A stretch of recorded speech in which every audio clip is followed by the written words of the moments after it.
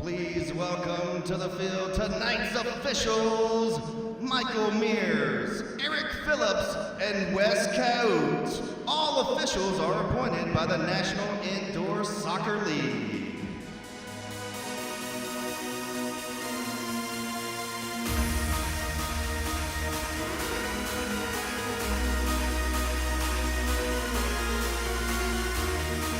And now, let's meet tonight's opponents.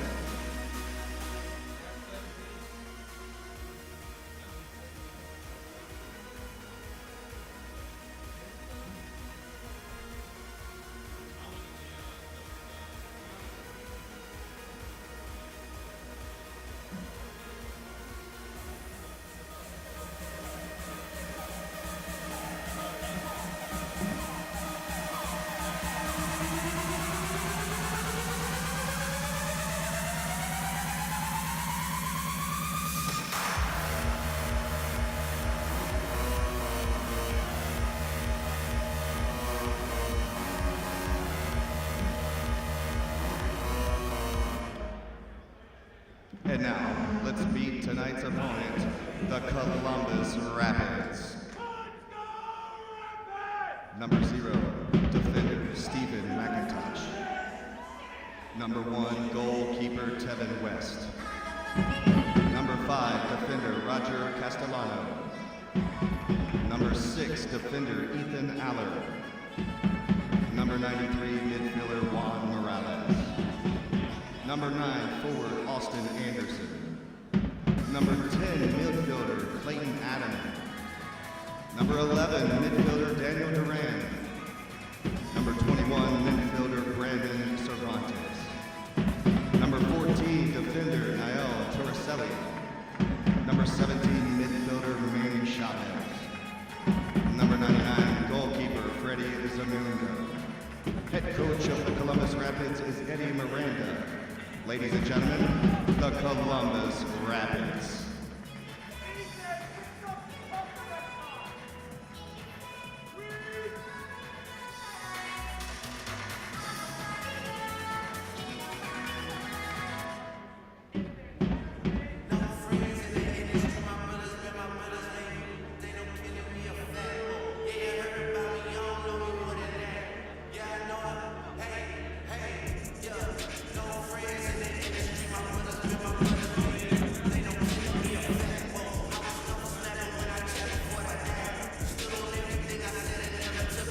And now, ladies and gentlemen, it's time to get on your feet and let's meet your Memphis Americans. At forward, number 13, Dan Rodman. Defender, number 3, Brandon Rafa. Midfielder number 5, Mike Shearer. Defender number 8, Cesar Ramirez. Defender number 2, Jonathan Boga. Goalkeeper number 12, Matthew Klink. Forward number 14, Samuel Castro. At forward number 15, Cordarius Williams.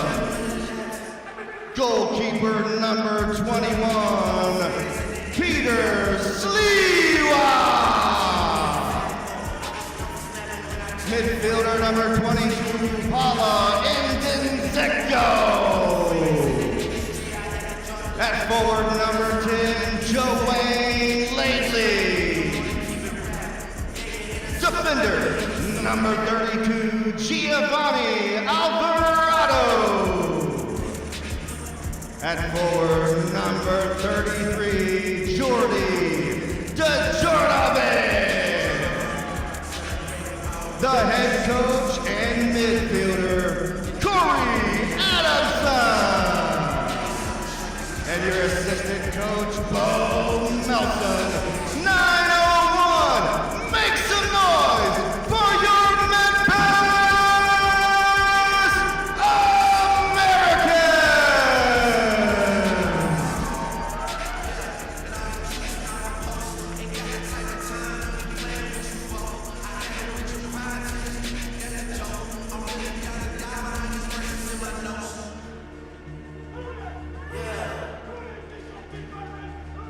At this time, we ask you to please rise as we now honor America and celebrate its freedom and those who protect it. Continue standing as one nation and one people for the singing of our national anthem.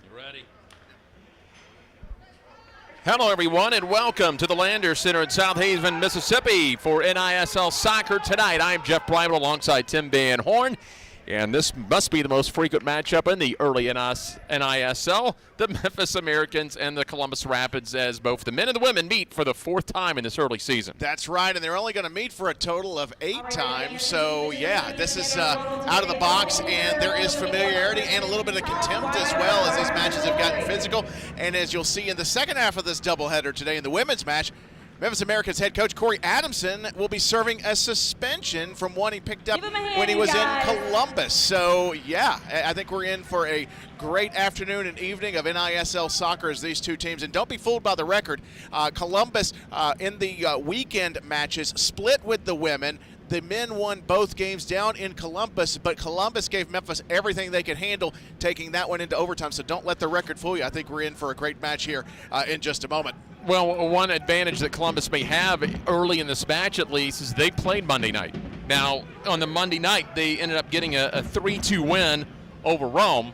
Meanwhile, the Americans, they've not played in nearly 2 weeks since they made that road trip. Last weekend's match with Rome was postponed due to the winter weather that they thought was going to get through the Memphis area. Just a little bit of snow. Fortunately for everyone in Mid-South, not the ice and the accumulation of snow that we thought, but Memphis has not played in nearly 2 weeks. Yeah, that's exactly right, because even a few hours before the kickoff, the thought was, okay, maybe there's going to be some freezing rain ahead of the match, and that never materialized, which was good for travel. For commuters, it was bad news for those that were hoping to maybe catch a match. But you know what?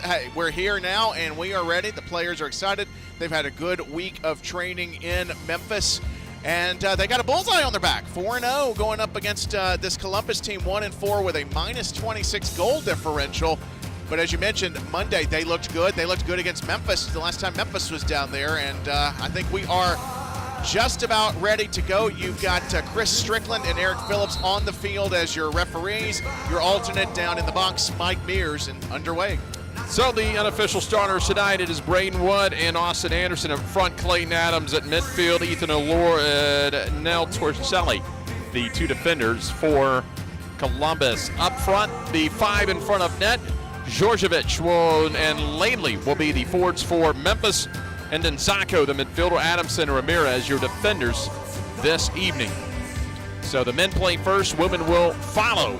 About 20 to 30 minutes following the end of the first match. Memphis wearing their Americans reds, Columbus in the white tops and the navy blues. And I'm feeling nostalgic tonight, Jeff. You hear Neil Diamond, the old Memphis Americans theme song from the 80s. I was wondering how many matches it may be until we heard the classic Neil Diamond from the remake of the Jazz Singer, the early 80s remake of the Jazz Singer.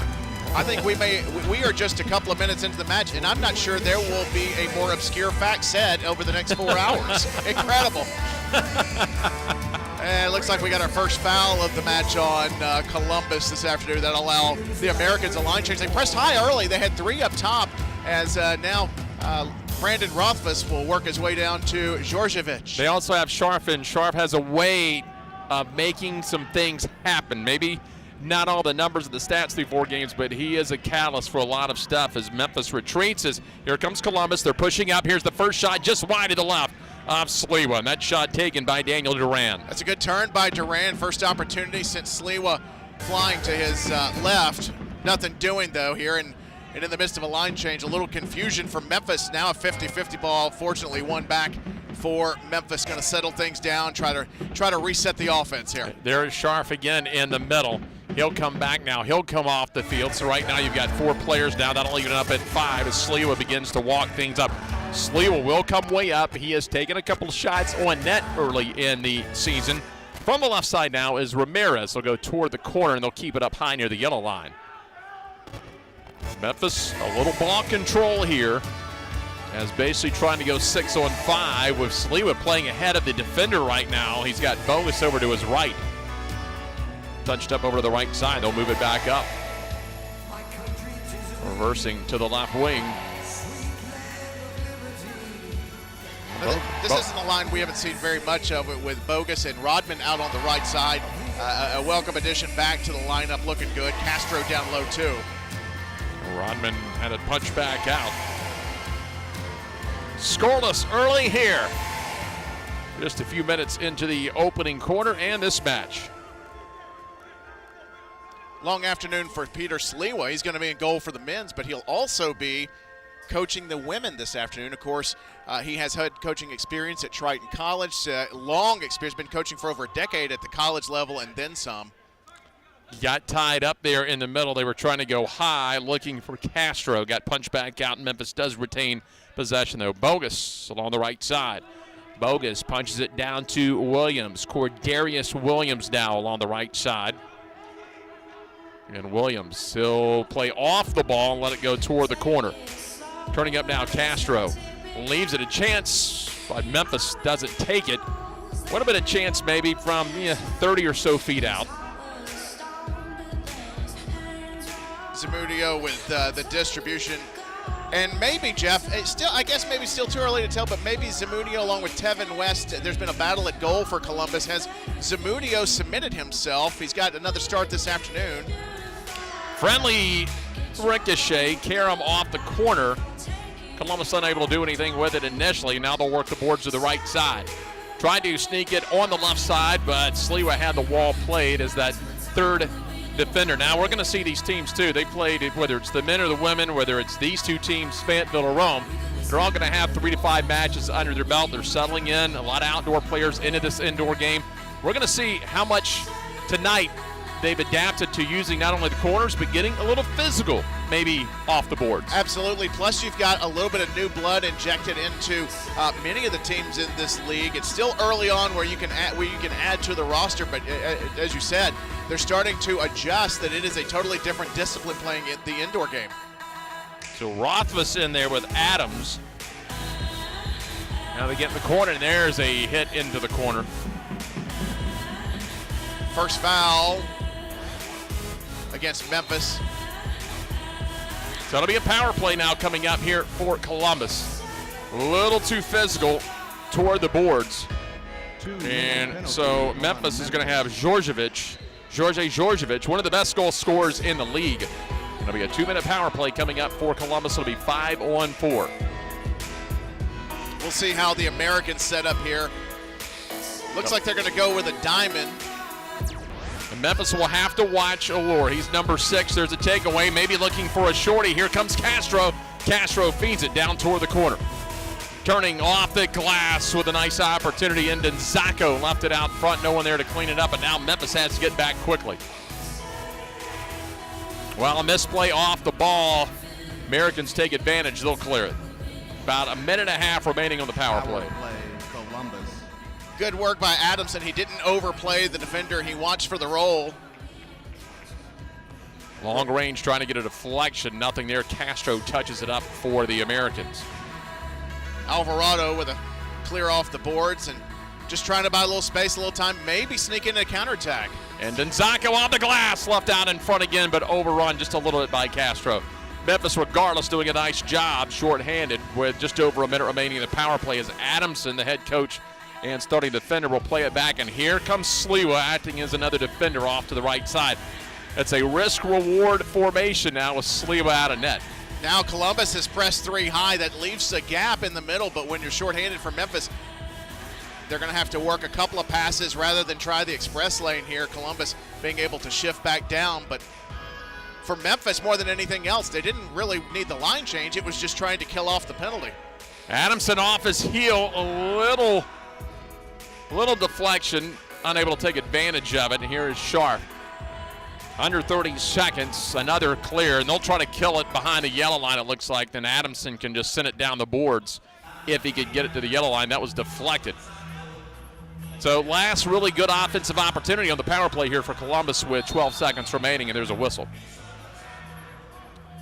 Now I think we got a hand to the face. It looks like Alvarado got a hand to the face of Torricelli. So it goes back to 5-on-5. Power play is now over.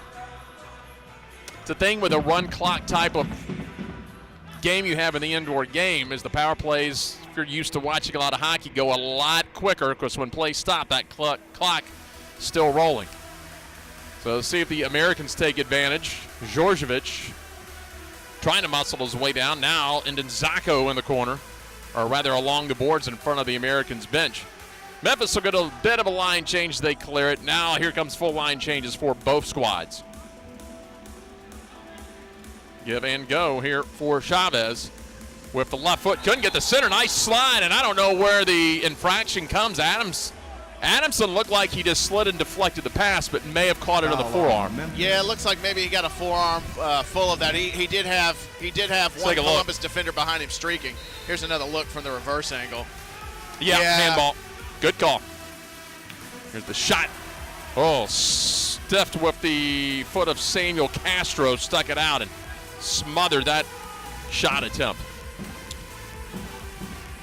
Intercepted. You got a 3-on-2. The goalie high. Nice feed off the back heel.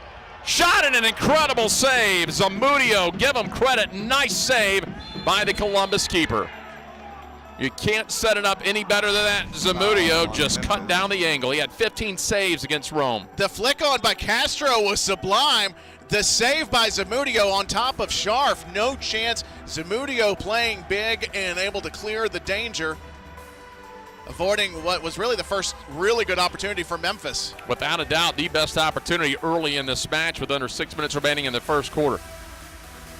I think we would have had a highlight goal there. Instead, we had a highlight save. Down to the right side, and here comes Ndenzako for the Americans. He'll take a shot, and diving to his right. A little bit easier pickup by Zamudio that time. Out of bounds in front of the bench, so it'll be Memphis ball. You can tell early on, even though Memphis is playing well, it's an even match. They're now kind of regathering themselves after being off for 2 weeks. Early on, I would say in the first 5 or 6 minutes, Tim, Columbus looked a little bit sharper. That goes back to they just played a match on Monday night. Yeah, absolutely. And, of course, Columbus is coming in fired up anyway because, I mean, they were this close to knocking off the Americans in the second game of that twin bill a couple of weekends ago. Adamson's going to take the kick in front of the 3-man wall. Indirect to the left side. They tried the shot. Zamudio, easy pickup, well defended by Columbus. Long throw by Zamudio, and Columbus could have an outstanding opportunity on a run. Memphis able to close the gap as the ball got pushed to the left. Castro, good job. Now contact made near the boards by Duran. He got tied up with Scharf. No infraction, no penalty, just a foul. Foul, Columbus. And Columbus will be whistled on the trip right there by Duran.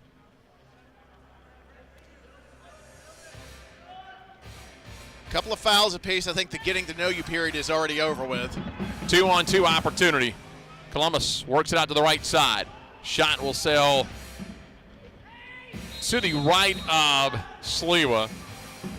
And now Adamson whistled behind the play. Boy, Corey Adamson, your head coach, starting defender, very upset. There is a blue card issued to Adamson.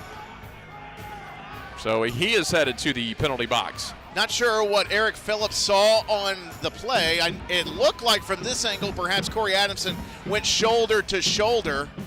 Nonetheless, doesn't matter what we say. It's what Eric Phillips saw and what he called. He pulled out the blue card. So the second 2-minute penalty here. 11:05 into the first period. Over to the right side.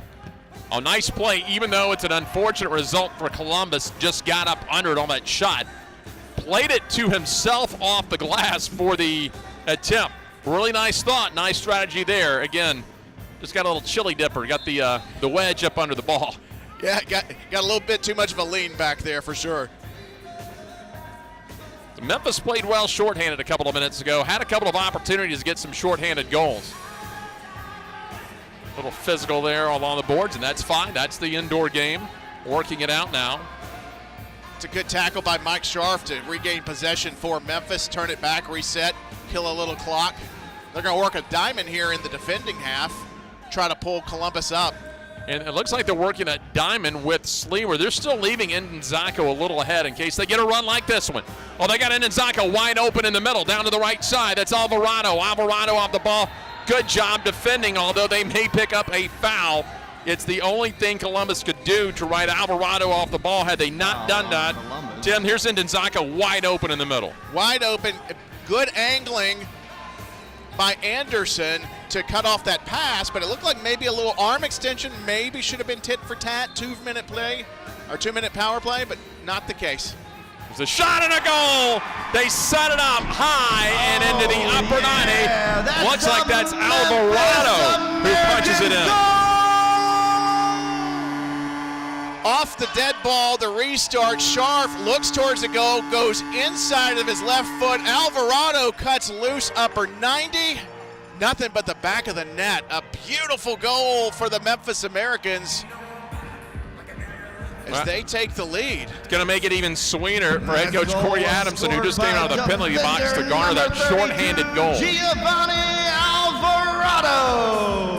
Alvarado out of Guadalajara, Mexico, local out of Kingsbury High School. Played for the University of Memphis for a couple of seasons, played in 19 matches for the Tigers. Off the glass, no one in the box. Columbus maintains possession. Up high now to Adams. Adams, one of the long-range shot. Just over 2 minutes remaining here, opening quarter of play. Americans with a 1-goal advantage. Get on the Alvarado goal, shorthanded goal. Actually, power play, they still have Adams in the net, so should be coming near the end of the power play. Should be any second now at the 1:55 mark. It should be able to clear to go. He's up and ready to jump the boards, and they're at full strength. Little chip shot right at Sleewa. He sees Adamson out of the box. Can they get the nice header that time? Adamson may control the ball. Oh, and he got face planted into the boards.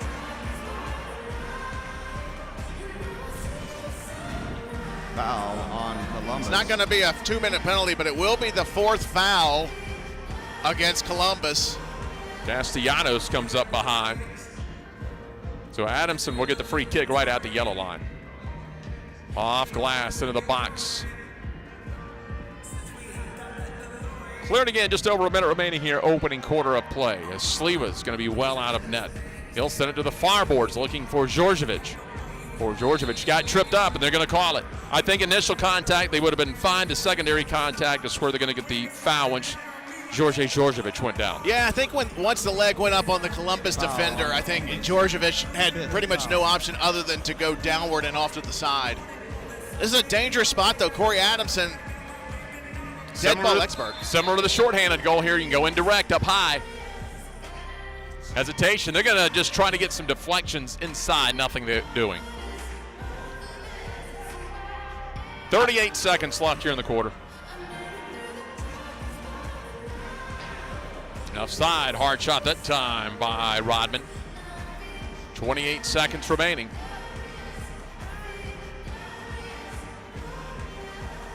Nearing the 20 now. 20 seconds remaining here, opening quarter. Adamson, 50-50 ball, lost it. Now Columbus has something that they can spread it out, and they've got a man down the wing, and it's Duran. Couldn't find him. Here's Chavez, has Duran now toward the middle, down to 9 seconds. Adamson trying to kill this last 5 seconds, picked up by Sleewa, and that will end the opening quarter as Sleewa has something to say to one of the Columbus forwards moving away, and that is Manny Chavez. Short-handed goal by Alvarado. It was even though 1-0, very well played first quarter. Yeah, for a club that had a couple of penalty kill opportunities, Memphis was on the front foot on that second power play by Columbus. Was able to cash in, and a good momentum killer there as Columbus has actually looked pretty strong here in the first quarter. They've had several good shots on goal. Been very physical, as you mentioned. 7 fouls, a couple of penalties, a little bit of everything here in the first 15 minutes of the match. We're going to step aside for just a moment. 1-0 after 1 quarter. The Americans lead the Rapids. This is the NISL. 1, go! At the same time, you guys are competing. Fans, cheer them on. I'm looking. It's just got the preview, it looks like. Hey, they both made it, so they are moving to the yellow line next. Maybe if I go through the American side.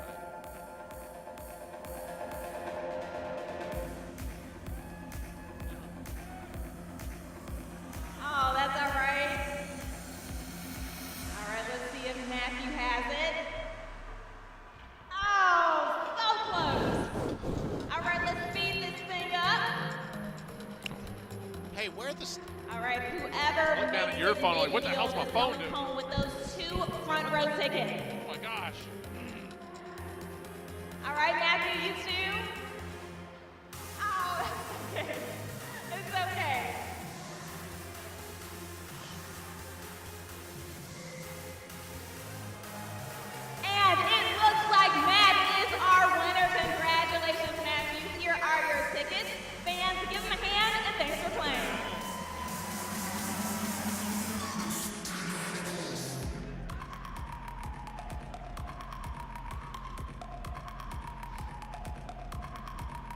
Hey fans, don't forget about your American swag located at the merchandise stand in the concourse level behind section 106.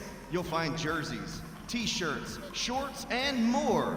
You can also purchase single game bulk packages for the remainder of the season at the team merchandise stand behind section 106.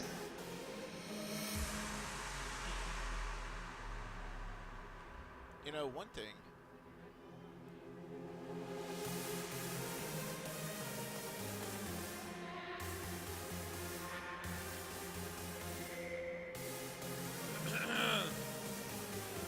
Right. Quiet over there from the Columbus folks. Quiet from the Columbus people.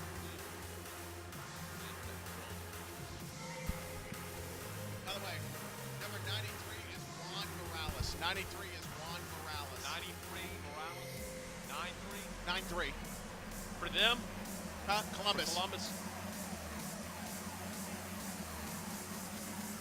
All right, hey, here we go. They're about to blow it. Ready? Well, about ready for second quarter action, and we are underway. It was Alvarado with a short-handed goal, and that brings us to our 1-0 lead for the Americans as they switch sides here in the second quarter of the men's match. Yeah, Memphis Americans got the shorthanded goal. You know, the interesting thing of the stats is Columbus has already got 5 fouls, Memphis with just 2, but that's because if you get a blue card, that doesn't count toward your 8-foul cumulative. With Memphis already serving 2 2-minute penalties early on, Columbus just 3 away from serving one from a cumulative standpoint. So Mudio is going to throw it long to Berrigan. Into the corner, he does have Torricelli. Big hit there toward the corner. Back up high for the Rapids. Zamudio, even though he gave up the goal, he also made, a save you'll see in the highlight reel at the end of the season. Yeah, he stuffed Mike Sharp on that point-blank shot that came in from Alvarado from the back, or it was from Castro from the back heel. It was a beautiful attempt. That one sent out of bounds, and now Columbus will have a free kick coming up.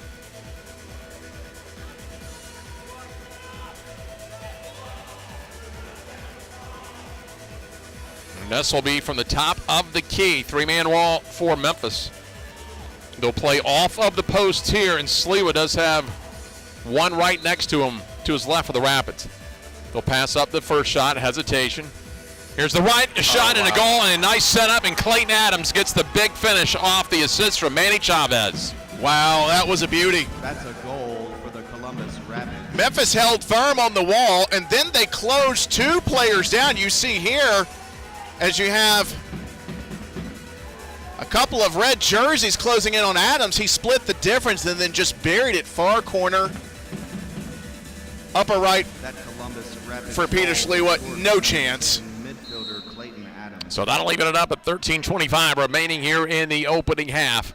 1-1 between Columbus and Memphis. So Adamson, your head coach and starting defender, directs traffic back there. He's going high and would have been 3 points at the Liberty Bowl, but out of bounds behind the net here inside the Landers Center. Well, there goes the shutout for Sliwa today.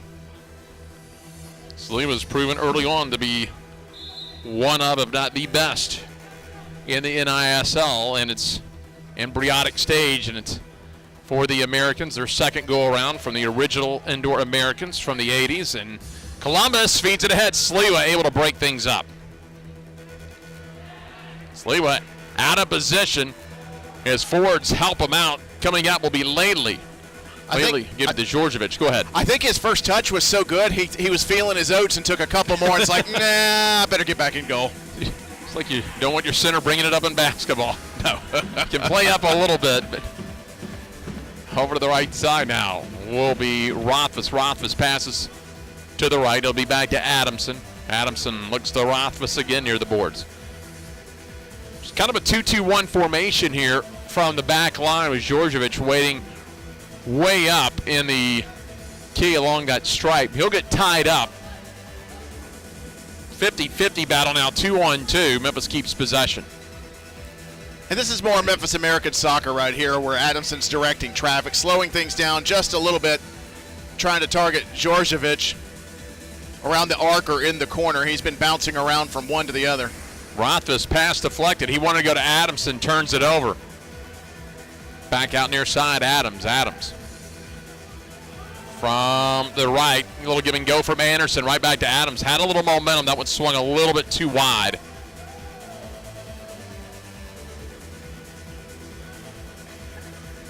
Memphis will set up the house defensively. 2-2-1 out of the back. Comes Allure, rolls it right through, turns it over. You got a 3-on-3, one man coming off the boards. Chavez got a foot on it to the right side. They got Djordjevic on the backside waiting. Looking for the left foot and hammered that time by Manny Chavez. Probably would have been a non-foul had Djordjevic been closer to the boards, played up against the boards, but he was well out beyond that divided stripe line over there. 6-team foul for Columbus, and more importantly for Memphis, this is off of the wall for Addison. This gives him a chance to play it off of the glass or even take a shot. We got Rothfuss high if he wanted to go back. He'll chip shot it, header, and another great save by Zamudio. They were looking for Laley on the header. Zamudio punched it away. Sleeva's going to come up again. He'll allow a line change for the Americans. Adamson waiting probably for a ball to be sent down low before he clears off. Well, he's going to stay on. He goes to Djordjevic. Off the back foot, Adamson leaves it across the middle. Lately a little bit too far behind. They'll keep possession. So they'll rotate it again clockwise. That's Sharp. Sharp back up high. Finds Ramirez.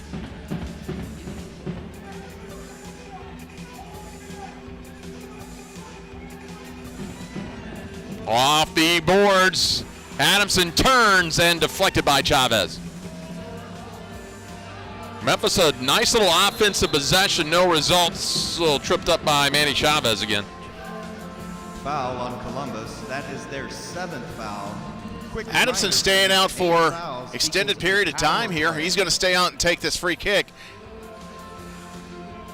I know he's very excited. He's got another midfielder that's going to be coming into the fold soon that we'll get to tell you about in the next week or two. Shot stuffed up high. They'll roll it through again by Ramirez. This time it's going to be cleared out of bounds on the Columbus bench. 7 fouls, by the way, so the next one for Columbus will be a cumulative 2-minute penalty. Tell you what, it's been a really good match between the yellow lines. Defenses have played good. It's only a 4-3, shot differential. Memphis has had one more, just a 1-1 match here. We've had almost as many penalties as we've had shots in the match. It's been pretty physical. It's exactly what it was advertised to be. Adamson leaves it right side, off the post. Djordjevic went down, a little slide shot off of the right post of Zamudio. And now Columbus looking for a counter. Did that catch the inside of the post? I think, wow. I mean, no doubt it didn't cross the line, but just bad luck. Here is Scharf now. Scharf will jog it up. Adamson finally is going to rotate out and off of the turf. And that'll bring Bogus back in. Jonathan Bogus out of Delta State, just down the road. Played 4 years down there. Club in Dallas, played for the Statesman from 2010 to 2014. Also known as the Fighting Okra. That's absolutely right. Our spotter, Chet Hopper's looking at me like I'd already been down to the concession stand and gotten one of those great mixed beverages. Oh, we got a 2-minute penalty coming up, though. Now pushing the back of Castro, and so Columbus goes to the penalty. So this would be first power play coming up for Memphis. Yeah. They've been shorthanded twice and scored once on a shorthanded goal, but it's the first power play for the Americans today. Yeah, this is an interesting situation, too, Jeff, not just because of the power play in and of itself that he's in the box, but the next foul by Columbus, if it happens in the next 2 minutes, Memphis would have a 2-man advantage. And that is, I can tell you, that is not Tevin West that's in the box right now. Left side, Djordjevic. Good save by Zamudio. That'll buy some time for Columbus. Reaching a claw out, being able to claw that one back off of the line. Now have about 1:40 remaining. I got plenty of time here on the power play. Overshot or just the pass not picked up that time by Char. I don't think it was a poor pass by Adamson, just under his foot. Little chip shot out of bounds. It'll stay with the Americans. About a minute 30 remaining, 90 seconds in the power play.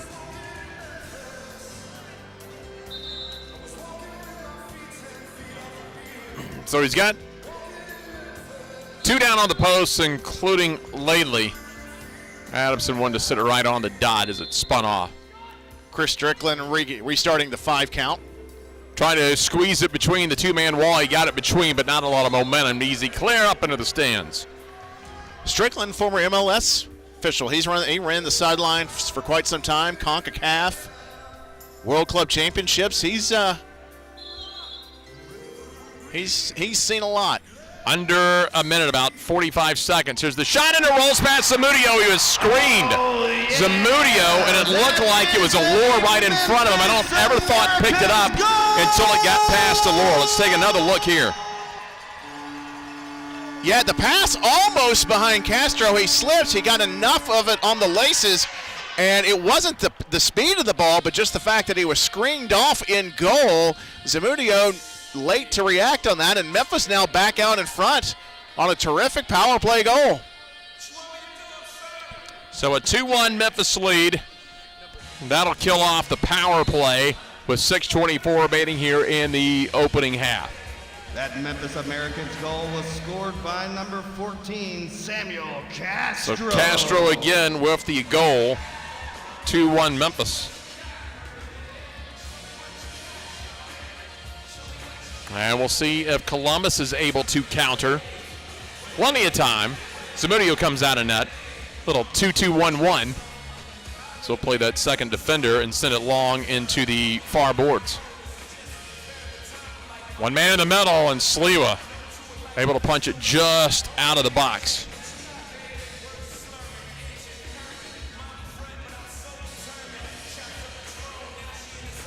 Memphis wins possession. They'll send it, unfortunately, for Memphis out of bounds. You know, Zamudio plays the ball deep and into the corner every bit as good as Sliwa. Yeah. He's done a really good job. You know, growing up, banging the soccer ball off the wall, that irritated Mom. Out here, it's a necessary life skill to get paid. And they both do it really well. Zamudio's, I know they're down 2-1, but he's had 3 impressive saves already out of the box. He'll pass up. Chavez trying to roll it through off a foot of one of the Americans off the wall, still loose. Dangerous situation for Memphis. Unable to get the clear. Rolls it just wide to the right of the post. And that'll make its way past and out of the zone, out of the yellow line. Big break for Memphis there because the back half of the goal was gaping wide open. 5 minutes remaining here. Opening half, 2-1 Memphis. Long range shot, had a little action on it. The follow up under it is chipped straight up into the air and out of the bounds behind the net. Did that shot knuckle? It had some action on it. I think if we were in baseball, the umpires would be coming out to take a look at that.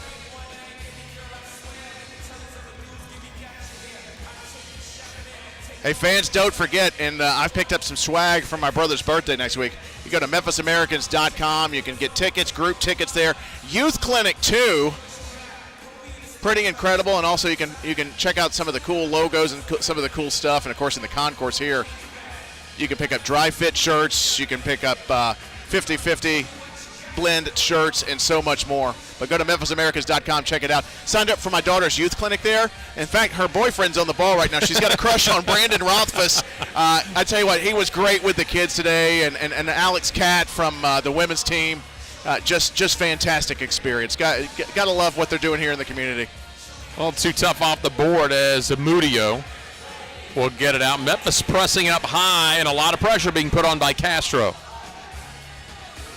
Going to go long as a foot race, and Sliwa just heads it back to midfield. Could get caught, and they're just volleying headers back and forth.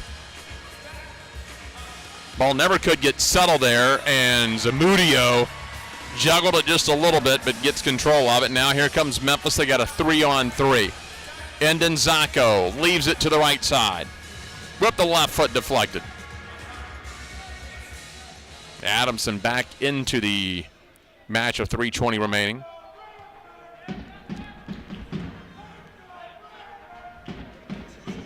Rothfuss over to the boards to Castro, battling 1-on-2.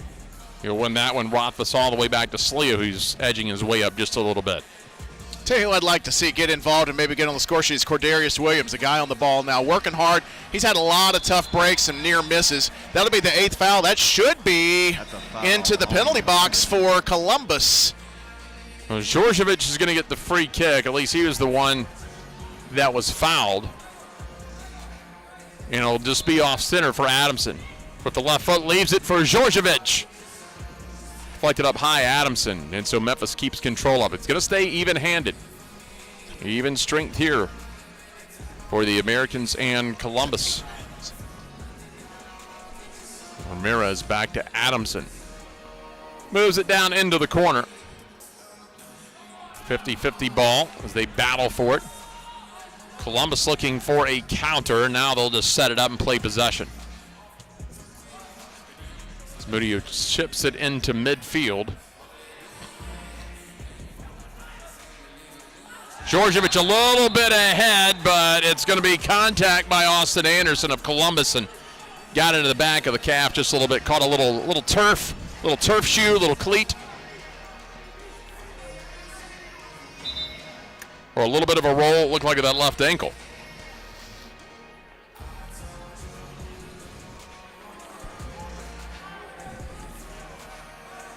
Clock stopped here.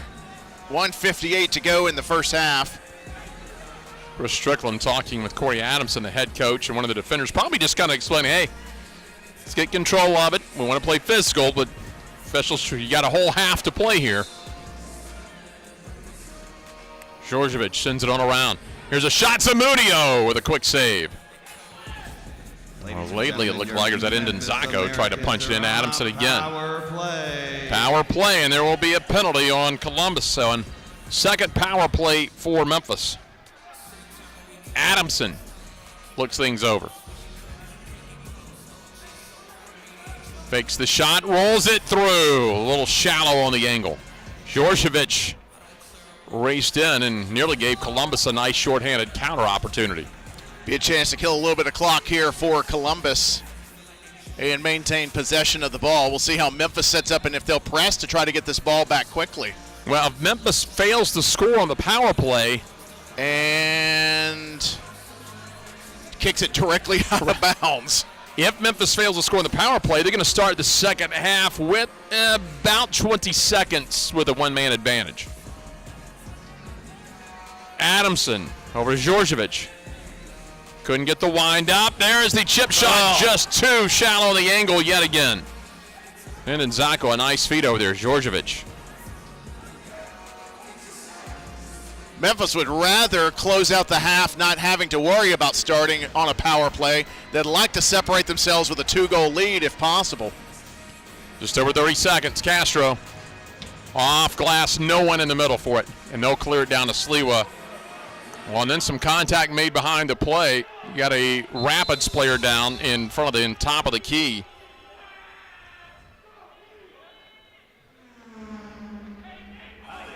I don't know if they'll take a look at replay on this one, but caught one. Boys, he has something to say to Corey Adamson on his way out. Well, Chris Strickland initially said, get up, get up. Looks like that's maybe McIntosh. No. Berrigan? Yeah, I believe that was Berrigan that went down, caused the whistle. It'll be a drop ball restart in Memphis's possession here to close out with just over 21 seconds. Contending that he caught something in the side of the face, an elbow, a fisted arm or something. Adamson had his shot deflected way high up into the stands. 11.9 seconds, the clock stops. If it was even-handed, even strength, that clock would keep rolling. In a power play, they will stop the clock. Now, here's one of your more entertaining parts of the NISL, the journey of the ball back down to the field. And a reminder to the fans, it's not baseball. You got to give it back. 7 seconds, Adamson. Hesitation goes high at the crossbar. 3 seconds to go. Columbus is going to be able to kill this portion of the power play, and the teams will go to the locker room. So Memphis is going to have about 20 seconds of a one-man advantage, a power play, when we come back for the third quarter. But Tim, pretty even played first half of indoor soccer here between the Americans and Columbus. It's exactly what I thought that this was going to be going in. I thought Columbus was coming in. They've had this date circled since the last weekend when Memphis was in Columbus and ran out of there and basically swiped that second game in overtime. Columbus really thinks they can beat Memphis. And so far they've been up to the challenge tonight, 2-1, and really this game could go either way. A couple of near misses for both clubs, Jeff. Alvarado and Castro scored for Memphis. It was Adams for Columbus. 2-1 at the half. The Americans lead the Rapids. Tim and I will be back for the second half. We'll step aside for a few moments. This is the NISL.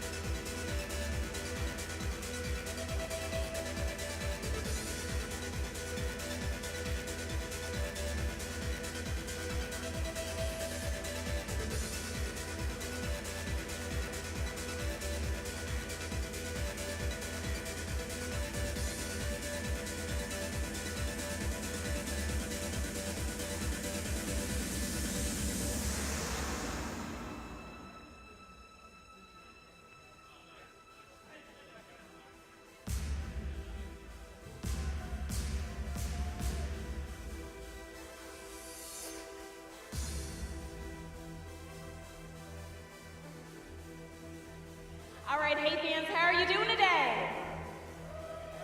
Oh, hold up. Scratch that. You guys can do better than that. I said, how are you doing today?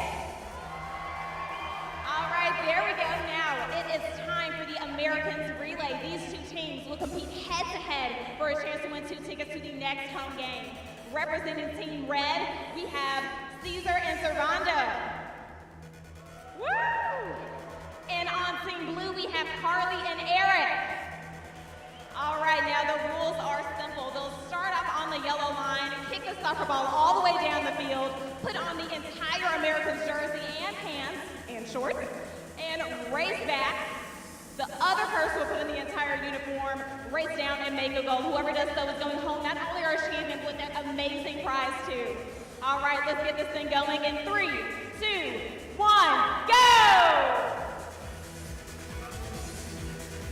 All right, Emily has a good head start. Let's see. All right, it's head-to-head. Emily has put on the shorts. Caesar is putting on the jersey.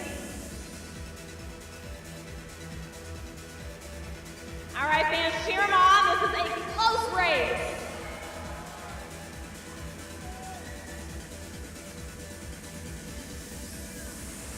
All right, Emily has made it back. She's changing out her uniform with Eric.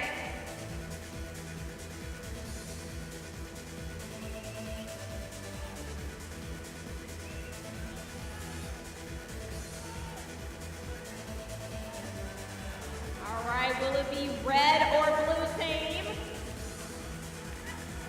All right, let's see. Whoever makes the first goal is going home our winner. Oh, and it looks like Team Red is our winner. Congratulations. You are going home with those 2 tickets to the next home game for the Memphis Americans fans. Show both teams some love.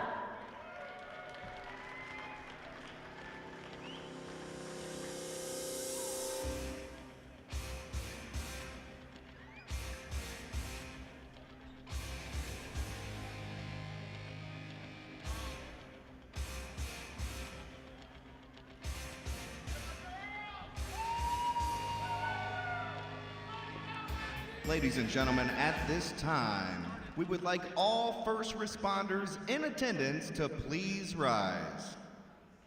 The Americans and our fans would like to thank you for your service to our community. Let's hear it for all the first responders here at today's game.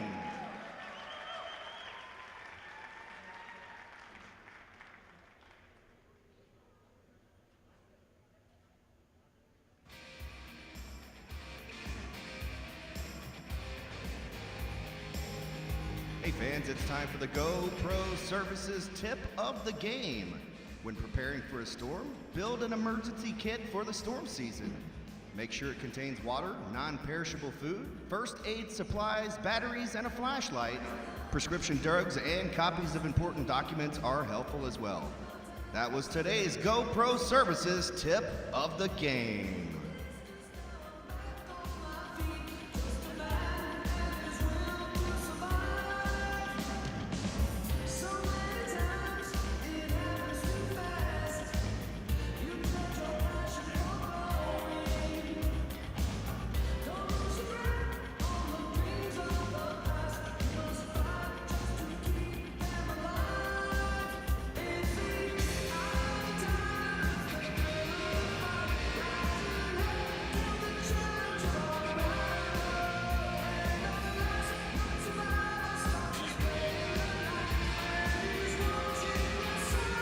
Hey fans, Americans Merchandise is located on the concourse level behind section 106.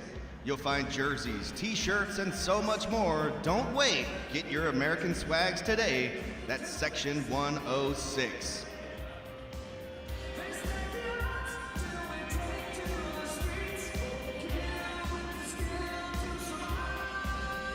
Be sure to stick around for the autograph session following today's game. The players will begin signing autographs approximately 5 minutes after today's game on the concourse. Don't forget your single game group ticket package, so please visit the merchandise stand for more information.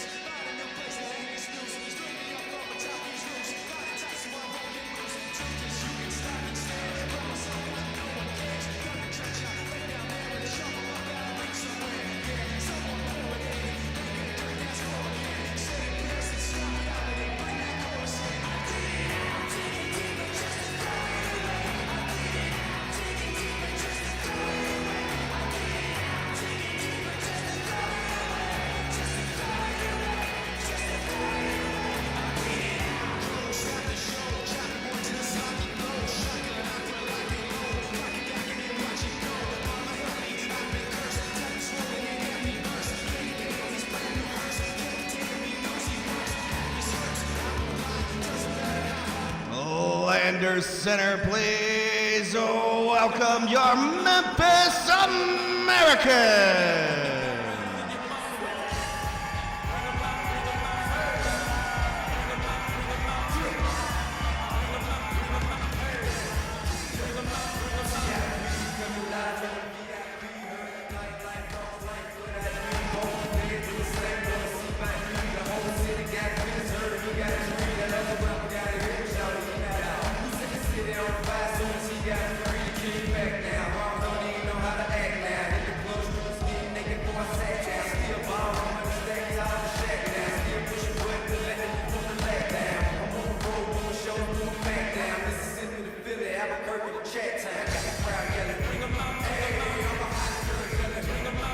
Well, the teams, let me see.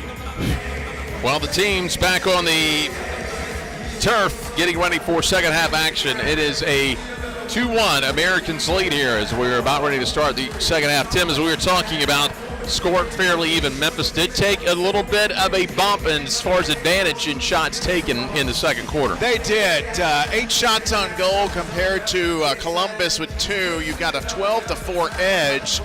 But it's really on a nice edge, score-wise, 2-1. Columbus striking back with a beautiful goal by Clayton Adams, which really, I think it was a wake-up call and a reminder that Columbus has been just, on the cutting edge over the last couple of games against the Americans. They got beat very badly in the first of that doubleheader in Columbus, right. But then you had the overtime game where Memphis essentially got in, just swiped the game and got out of there. Columbus has kept this game close, and I think Memphis is going to want to try to separate itself here in the third quarter. If not, I think the longer that Columbus stays in this match, the more emboldened they're going to feel come fourth quarter. Well, ready to get underway here in the second half. Ready? Again, it is another tight one, low-scoring affair. Memphis leads it 2-1. We're joined by a good friend of the Americans, not just a sponsor, but a partner and a good friend of the community, Lanier James of James Pest Management. You've seen his ads not only here on the dashboards, on the video board, but the NISL YouTube stream. And this isn't a new thing for you. You go way back. You're an original Americans fan. That's correct. I got to tell you, when I first heard of this, I said, "Oh my God, I know who's going to be where I'm going to be living." How do you like the third home match of the season? It's a brand new league starting things up. Wanted to get in on the ground floor and watch this thing grow. I think it really, really will grow. I've told a lot of people about it that never heard of it. And the speed of the action, I mean, it's every bit as fast, if maybe even faster than what I remember growing up. And Tony Carbagnani, Stan Stamenkovich, Richard Boot, all those guys, that was a high-paced game back in the 80s. But I tell you, these guys, I think they're 100 miles an hour too. We can't give these guys the credit they deserve, except to say one thing. I think they could beat the guys from the past. Cardio-wise, no doubt about that. Speed, yeah. I think with that, especially, and part of it is because they were pioneers back in the day, learning how to maximize and be your best, and now this generation gets to reap the benefits of it, and our fans get to reap the benefits of it too. I think the finesse that they've developed makes a big difference. Yeah, I think so too. Now it's nice and toasty in here. There's quite a few fans here, but what also happens during the winter time, people don't just stay inside. You've got pests that start coming inside as well, and I'm sure James Pest Management, you guys, you don't slow down in the cold weather. Unfortunately, that's a good thing. It does get cold out there, but you're right. There's a lot of pests that just don't hibernate, if you will, and cold weather is an insider for them, unfortunately.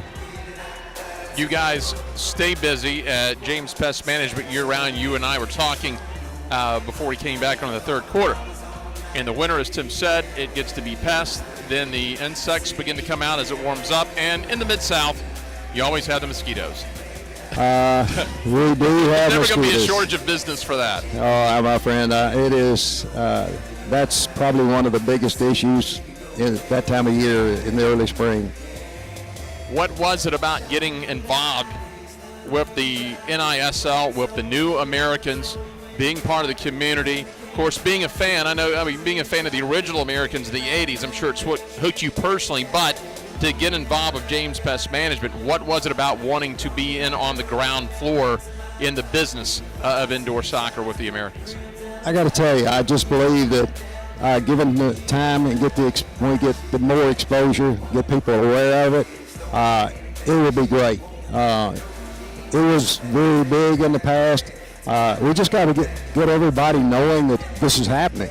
Sure, absolutely. And I think one way to do it is you go out, you put a good product on, and folks that are watching our feed today, you can't complain about this. It's been a highly entertaining match. I know it's 2-1, but it's been very physical. And in Columbus right now, giving Memphis everything that they can handle. And Peter Sliwa, who may very well be the best goalkeeper in this league, he's getting challenged today.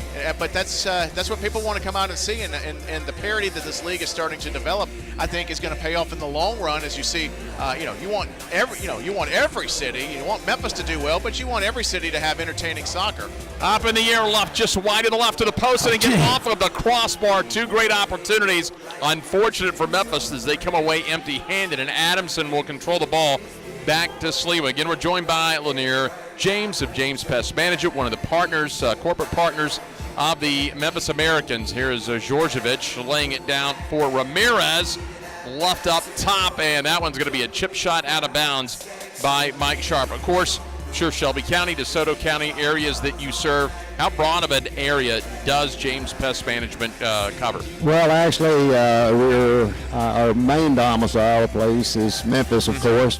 We're up in Middle Tennessee and all the way down to central Mississippi. Interesting story, Lanier. I was reading the history going back to when it was all started back in 1941. Yes. My dad moved to Memphis and got in the pest control business, and we've just been in it ever since. Family business too, because I know not just your dad, but then you and now Shane moving on up to be the next in line of James Pest Management. Well, he's at a point he may be in charge, but he's got a couple of kids coming up, and we're hoping they'll like that industry too. Oh, Djordjevic off the putts, the third that's either hit the post or the crossbar in the last 3 minutes for Memphis. That gets punched out of bounds. How neat is it to have a family business? Because you'd expect it somewhere someone wants to go off and maybe do something different, but now you're third generation with your son, maybe going into the fourth generation of James running this pest management business. You look at will they follow you? What will they do? Will they do it like you think it should be done? Right. And I think I've been fortunate that my son's learned, and he likes the industry, I'll say that. You mentioned that, wondering what the next generation always is going to do. And I'm sure your father, you had ideas when you took over, and your father's like, I don't know about these ideas. And then same thing you do of your son, and then your son probably of your grandchildren. Times change, and there's always little tweaks, but you want that foundation to stay the same. Yeah, I got to tell you, it's an industry that has not really changed a lot. We still got to control bugs and vermin that get in homes and businesses, and we've kept an old-fashioned approach. How's the housing market? And it's been nuts for the last 4 or 5 years. Has that impacted your business in any way? Because people are buying. It's like you put a for sale sign up, and you blink, and the house is sold. Well, absolutely. Adamson takes one in the face there, the far corner. I don't know if he's trying to bait a penalty here. He got it. Yep. Let's take another look here and see if there is and where the contact comes from. Foul is on Columbus. There's maybe caught it in the throat. I don't know how hard or slight of a contact is, but he sold it well enough to get the card, and it's going to be a power play as Austin Anderson heads to the box. Yeah, Anderson, it's his second time in the sin bin, and once the arm goes up, you pretty much put yourself at the mercy of the official. And Lanier is the game, even though it's just the third home match and the fifth for the Americans compared to the original Americans. And you talked about how maybe, obviously, fitness-wise, they're in a lot better shape in modern days. Is this more physical, less physical, quicker, faster? Is it still too early to tell than the original Americans? I'm going to stick my neck out, but I think they're a lot faster, a lot more physical. I remember one of the guys the magician, and I don't think he could run up and down the field too often. But not to be derogatory towards him, but they really this group of kids is great. And of course, Lanier, we can't say that within earshot of current assistant coach and former Memphis American Bo Melson there over on the sideline. We can't talk too loudly about maybe just generation being a little bit faster. Although I think I think he may be inclined to agree with you. I think he's pretty proud of this bunch that with what they're doing here. But Memphis right now, they're in a 1-3-1, just trying to split the defense, find an opening. Adamson has a real short pullback on a shot. He would be, I would think, the prime candidate unless they go far post. Turning in his video again, knocks it down. How impressed are you, Lanier? You got a player coach for the men's team, even though he's going to serve a suspension in the women's match today, coaches both teams and play. He's got 3 jobs with this organization, plus everything he has to do outside of being on game day. I'll just simply say I'm impressed. There he is, your head coach and starting defender Corey Adamson. Going to take a look, wants to know how much time they got, and they've got about 30 seconds or so, I believe, on this power play. Djordjevic trying to squeeze it through, not there. That's going to get cleared. And so far, they've done a pretty good job of slowing Djordjevic down. They've been very physical on him. He hasn't had that good look just yet, but it's still early on. Well, film's going to be out on the team's down. That one's chipped right into Zamudio's hand. Film's going to be out now. Djordjevic got off to the hot start, had the overtime goal to beat Columbus in their last match. You're going to start seeing guys or teams start to put a mark on that goal score. One of the best, if not the best right now in the NISL. Yeah, Memphis needs to be careful here. Power play almost over with. They got to be ready to cover the back door. There's Zamudio. He's looking to see if the box is going to be emptied out. Instead, he's just going to dump and smart play. Run the clock. He threw it and timed it out right, but it was a little bit ahead of Anderson coming out of the box. Scharf is going to buy a couple of moments to let Bogus come on. Adamson off, and they'll switch out half the line. Of course, you, Lanier, you being the one of the partners, you are the uniform, the kit, as we call it in soccer, advertiser. It's neat that soccer, look, you're looking for revenue streams all over the place to have that name there in the front. I will say this, and please don't take it the wrong way. I felt like I really wanted to get behind this team and this sport. I just can't, the people, as it grows, it's got a place. It's just got a place, and it's entertaining. That's what I tell people. It's entertaining. Back over to Bogus. Bogus looking deep. Nothing there now as Sliwa will bring it up. Of course, Devon Arena, nice. It's not a brand new arena, but this is still a young arena compared to the old Roundhouse, the old Mid-South Coliseum. It doesn't matter if it was Americans, Storm, the Indoor Rogues, the old Memphis State Tigers, River Kings out there. That was a fun place. Wrestling. Yeah, wrestling. There was nothing like the old Mid-South Coliseum, was there? For our Columbus fans that are listening out there, you'll have to indulge us. Memphis Wrestling, Jerry Lawler, that's where it all started at the previous arena for the Americans. But yeah, this is tell you what, this is a nice place to have a match for sure. Trying to work it around the boards, chipped out of bounds again. Something we're seeing here, the third home match for the Americans. It was controlled pretty much in the surface of play the first 2 matches we saw. Now players getting a little bit more aggressive, a few more chip shots, making it over the glass. Scored no glass along the side of the dasher boards here in the NISL. And look at Sliwa. He's 2 steps off of his line here. He's trying to cut the angle down. Chavez, and that comes off the front of the wall. Saved by Columbus. They should keep possession. They will. They'll work it back in goal to Zamudio. Turning and a little bit push from behind. That foul's going to come on Bogus. Foul on Memphis. 3rd foul for Memphis. Of course, after you reach 8, that number resets. Columbus with 1. Now Zamudio in the center circle. Zamudio not the volume of saves this afternoon with 7, but he's made two of the most spectacular so far in this match, including that very first one. Off the glass, dangerous situation. May have a handball. That's going to send it back out. Handball. Yeah, this match could easily be 4-1 in favor of Memphis right now. Zamudio submitting his place. And again, Columbus has two terrific keepers, much like Memphis. Of course, Memphis has Matthew Klink, who acquitted himself very well in that second match down in Columbus. Especially given the fact that Sliwa wasn't in goal, so Columbus was throwing everything but the kitchen sink at him. Header off the glass. Here's the follow, a little bit toward the left on the angle. Adamson will get it off, gathered off the carom. He and Chavez have gone at it pretty good. He gets ridden into the board. Chavez gets the blue card. He wants the and let's be fair here. Chavez may have an argument. You can use the boards and be a little physical. The official thought maybe he, I guess, got down a little bit low. Let's take another look, but it was a good 50-50 battle along the boards. Yeah, once the arm got extended, I think that was his undoing. Shoulder to shoulder all day long. And Eric Phillips says, no, can't be doing that. So that's going to provide an opportunity here for Memphis. Landers Center. Ron Mears is going to explain to him exactly why he got whistled for the penalty.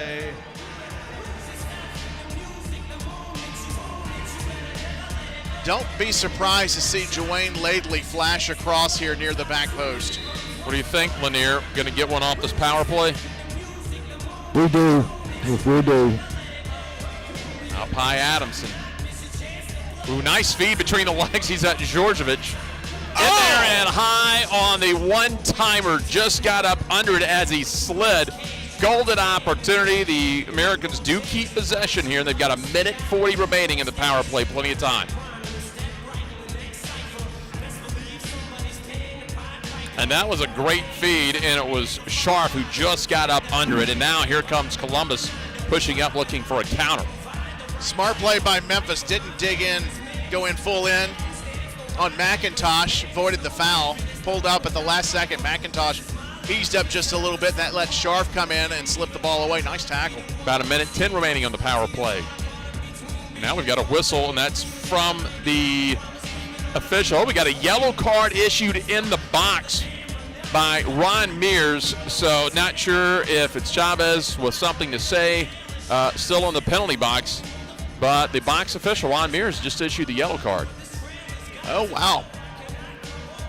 I think he had enough. He said the magic word. I'm not going to say what the magic word is, but maybe he said it. Tuscarora. Yes. So they're going to send. I guess they may be serving a 5-minute major here. Now, it's still going to stay 5-on-4. What that means is when the power play's over, they can go back to even strength, but the player that's whistled for the major still is going to be ineligible to come back onto the field for a full 5 minutes.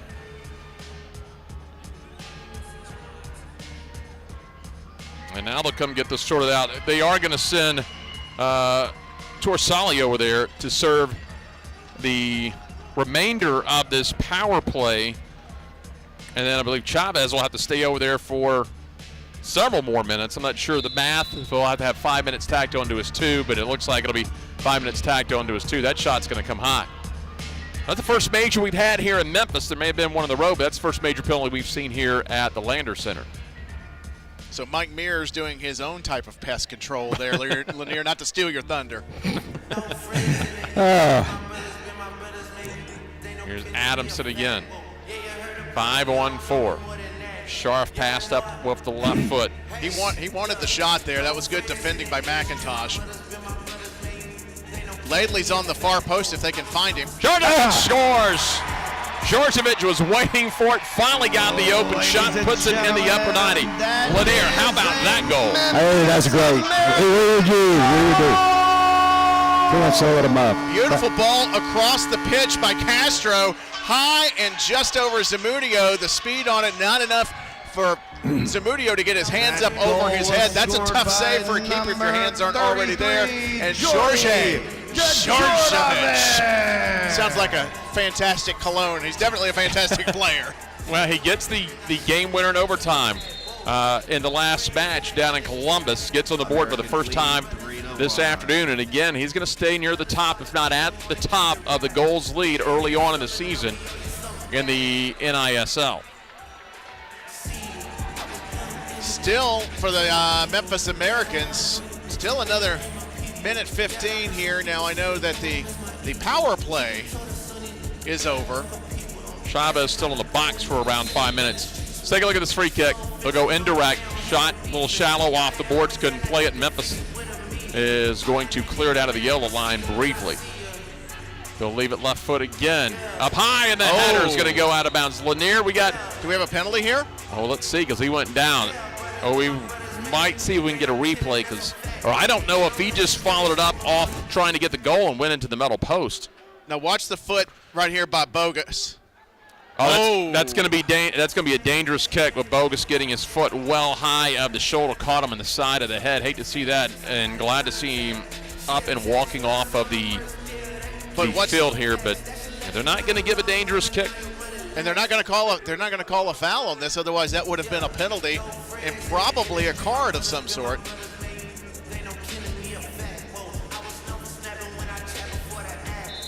All right, they're going to line it up. Indirect again. Left it through from the back door, and it looked like he shanked it off the left side. That's going to be cleared. Lanier have just a little time left here in the third. What do you want to tell us before you leave about the Americans or James Pest Management? Well, tell everybody, come out and see these guys and gals.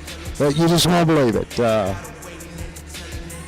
Well, we thank you for your partnership with the Memphis Americans. Of course, you obviously love the game itself, so I'm sure it was an easy investment because you're already emotionally invested in the team. But thank you so much for partnering with the Memphis Americans, becoming a part of the Memphis Americans family.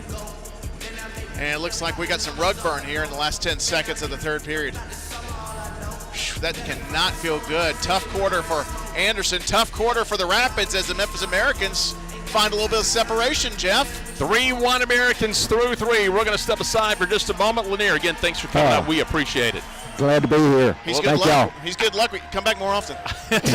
Lanier James, one of our sponsors and our kit sponsors. You see right there on the front of those red kits. Memphis leads at 3-1. We're back after this. This is the NISL.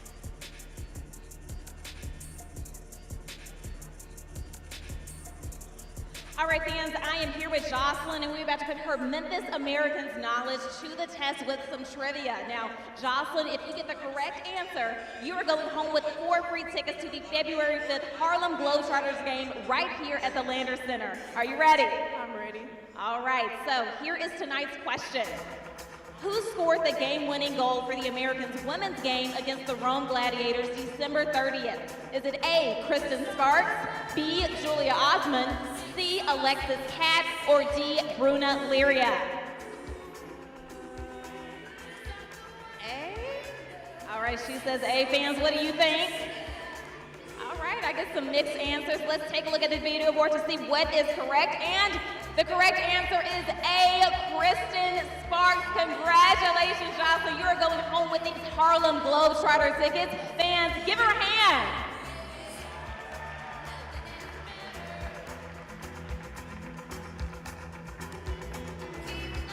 Ladies and gentlemen, help us wish a very special happy birthday to Cass.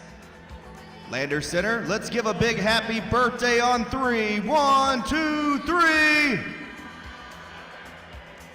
Happy birthday, Cass Armstrong.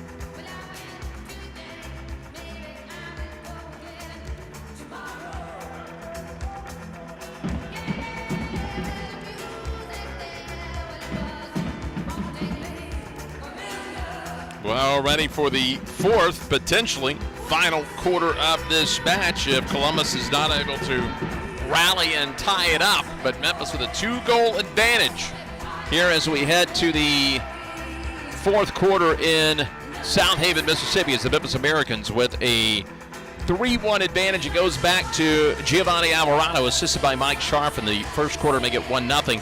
Couple of second half goals. Columbus tied it up at 1 apiece on a Clayton Adams goal, assisted by Manny Chavez.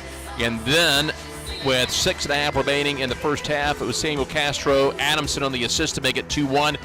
Jordy Georgievich, assisted by Castro, makes it 3-1 late in the third. That brings us to our 3-1 score. Yep, and still in the box. Now, both clubs are at full strength here, but you do have Chavez still in the box serving the remainder of a 5-minute misconduct. That doesn't count against the body count out on the pitch. Should be in there for about 3 minutes. He was issued that yellow card with 2:09 remaining in the third quarter. But it does at least thin down their rotation for at least the opening few moments of the quarter. And now there's a possible giveaway. Sliwa able to step over. He's well inside the yellow line, so he can just dump that wherever. Well, we've seen Chavez play. This is his third match. Very active, so they're missing a key player out there right now. Absolutely. Good header by Adamson to retrieve the ball. Georgievich rolls it and scores again and makes it 4-1, a 3-goal advantage. Oh, yeah, that's another Memphis American Lets it goal! settle down. Takes one touch, two touch, left-footed, boom, Zamudio.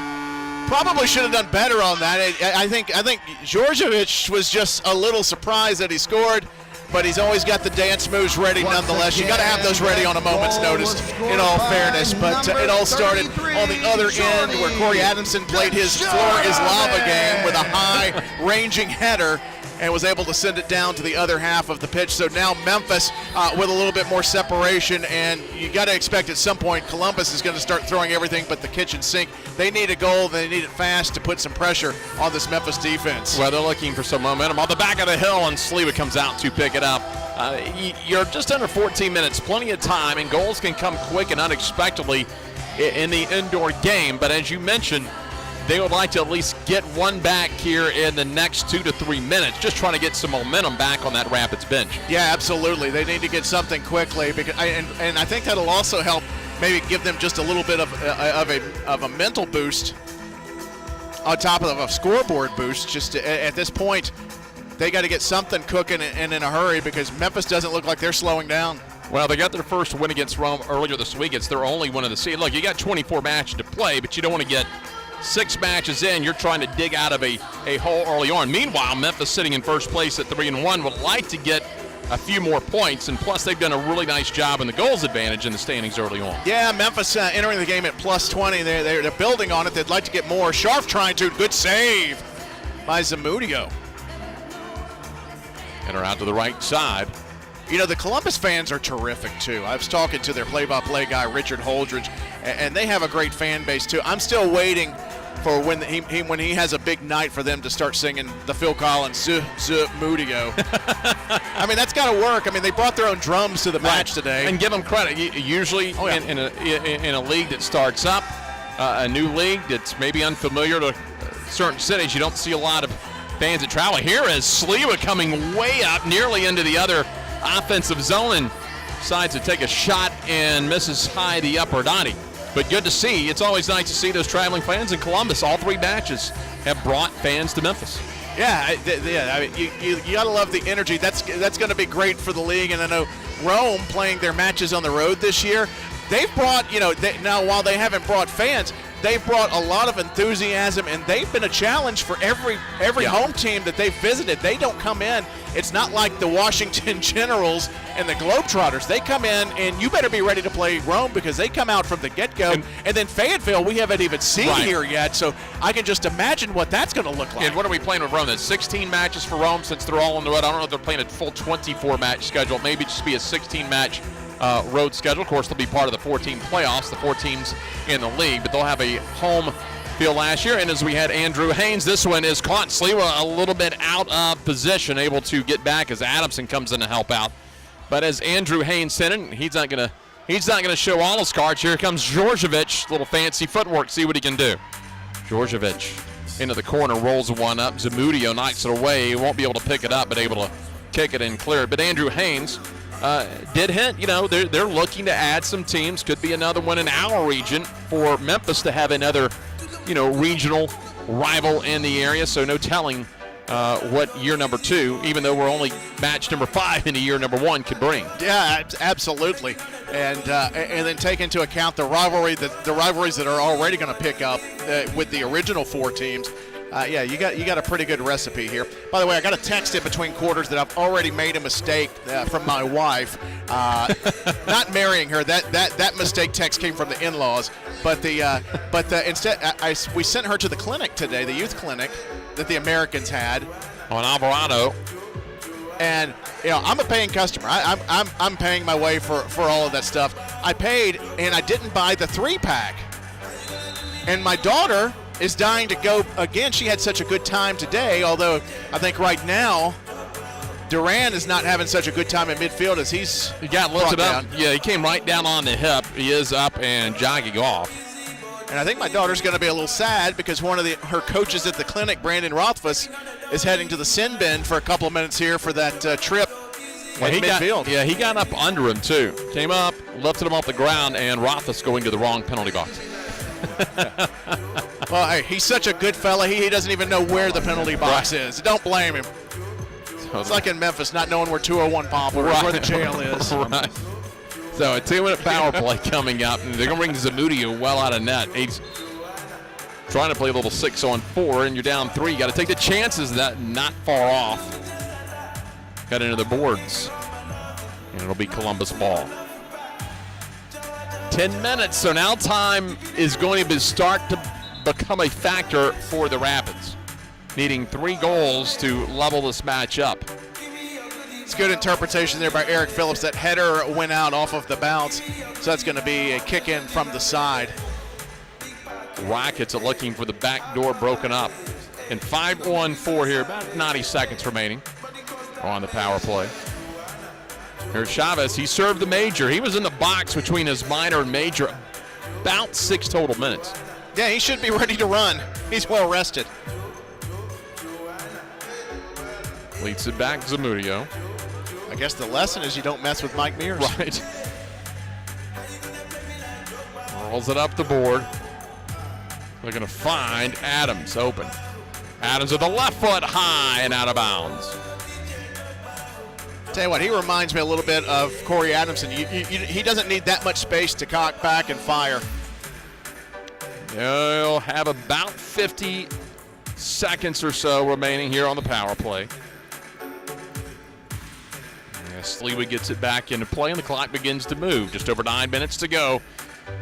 In regulation, Memphis a 3-goal lead. Trying to get into the short-handed goal. There's Ndenzako, and Zamudio again slides out and a kick save. Not a lot of motion out of Zamudio, just very efficient with his positioning, very quiet in goal, and that's what you want. You want somebody that's not flailing all over the place. I think he's been very solid despite the scoreline this afternoon. Memphis may have one more solid offensive possession, and Ndenzako trying to get tied up and caught between Zamudio and Castellanos there. Apparently Ndenzako thinks you can call fair catch, or maybe not, don't know, but great hands by Zamudio. Adams over to the left. They leave it up high. Adams again to the right side. Punches through. They've got the back door, but it's high off the glass. If that would have been direct, they may have had an opportunity at it. Adams from long range, and he punts it into the upper deck off the top of the facade. It'll bounce back down. 6 in Australian rules football. Just a throw-in the NISL. Well, Roth was standing at the door, so he's about to come out. Power play about killed. Here he is, back to full strength. High off the boards. Djordjevic was waiting. Couldn't get the friendly roll for the Americans. They'll get sandwiched up near the boards. Under 8 minutes to go and a 3-goal advantage for Memphis. Right side now. Rothfuss moves it over to Adamson. Columbus still taking the approach of waiting for Memphis to cross into the defending half before putting pressure on. They're still running that 2-2-1. They rolled all the way down to Djordjevic, and that one gets tipped out of bounds by Columbus. So Memphis is going to have the ball deep in Columbus territory. By the way, fans, Memphis Americans will be home next up Friday and Saturday, February the 11th and 12th against the Fayetteville Fury. They have not been in here yet. It'll be your chance to get a first look at them here at the Lander Center. You can get tickets, group tickets. Also, they'll have youth clinics next month, and I can highly recommend those. Go to memphisamericans.com, and you can get your tickets now. And the group rates are terrific. You won't want to miss that. And, hey, it's Valentine's Day weekend, and they're wearing red, so you can show some love. And, you know, when the shoes start coming off, Foul on Memphis. Not a lot of barefoot kickers anymore. no.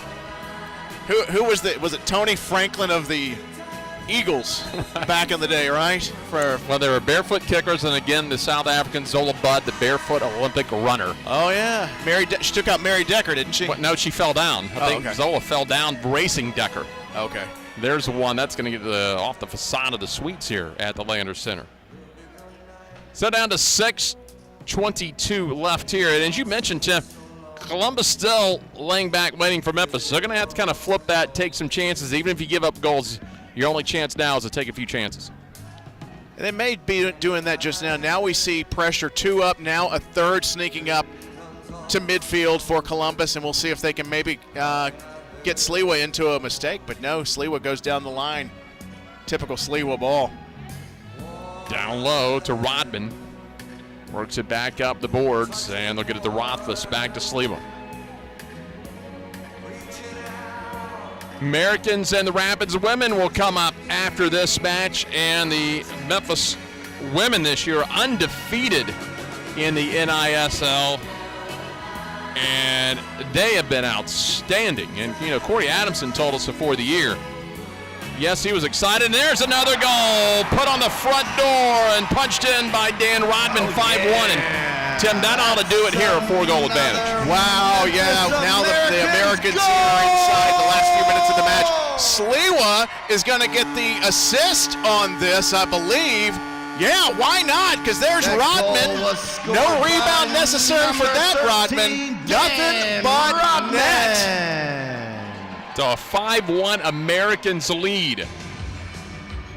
But going back to Corey Adamson telling us before the season, he was excited about the men's team, knew he had some talent, but he told us the women's squad that he was putting together could be pretty formidable, and they've shown that in the first 4 matches. Oh, they've been terrific. You know, the one match that they did lose, it was in the shootout, and they had only, I believe, 10 players that traveled on the trip. So really the inability to have a rotation for one-to-one player made that difficult. But even with that, they still took it to the shootout.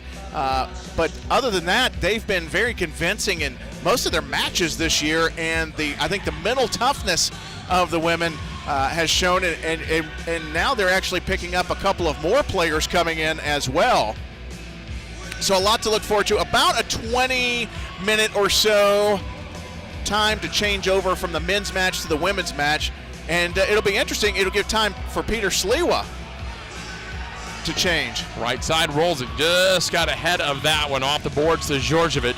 Looking for another left wide open in the front, and Memphis now up 6-1. When Memphis doing themselves some big favors once you get to the end of the season. Cesar Ramirez with the goal for Memphis as Djordjevic again banks it off the glass. What an assist to leave it for Ramirez. That's a smart play because he used the board to his advantage, not just to avoid losing possession, but to put it right into the mixer. Ramirez, right place at the right time. And now Memphis extending that lead and really putting an exclamation point on this match, Jeff. This is a terrific last few moments for Memphis. This is the Memphis that I know Corey Addison thinks that they can be when they get on a roll. Well, you're under 5 minutes left in your 5th match. About to go to 5-0 and already up 25 on the differential if you get to a tiebreak situation. The next closest team, Fayetteville, and they are plus 11. They've only played 2 matches. They're playing Fayetteville tonight, so they're playing Rome tonight. We'll keep an eye on that, try to get you a score at the half. Yeah, I think that's going to be an interesting one, too. And as I mentioned, coming up, you've got the women's match as well. Peter Sliwa is going to be the coach for the women's team for Memphis because Corey Adamson will have to serve that one-match ban that he picked up on the road at Columbus. Of course, last weekend that game was snowed out. He did not get to serve it then. So Peter, who is a coach at the collegiate level, Foul on Memphis.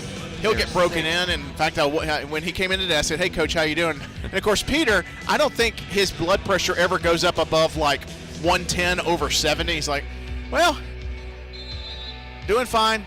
I guess I shouldn't lose today, huh?" It's like, no, probably shouldn't. Up high and a foul there as Columbus will have one of their forwards down. Up and okay. Will be a whistle against Memphis, though. No penalty, but a foul, looks like. Yeah, Castro comes in and he tried to turn out of the challenge, and I think I don't know where the hand over the eye came from. It looked like Castro went low. Chavez slow roller through. Couldn't get the turn. Memphis able to clear it. So the last 3:30 will roll off the clock, and Memphis is going to remain undefeated, barring something that would be on the highlight reel, a 5-goal advantage if Columbus is somehow to come back and tie it with just over 3 minutes to go. But Memphis looking in very good shape to go to 5-0 early on the season. Right side, Berrigan. And there's the goal. That'll close the goal differential at least. 3:04, that'll make it 6-2. Yeah, McIntosh just trying to send something inside, and I think that just deflected off a Scharf.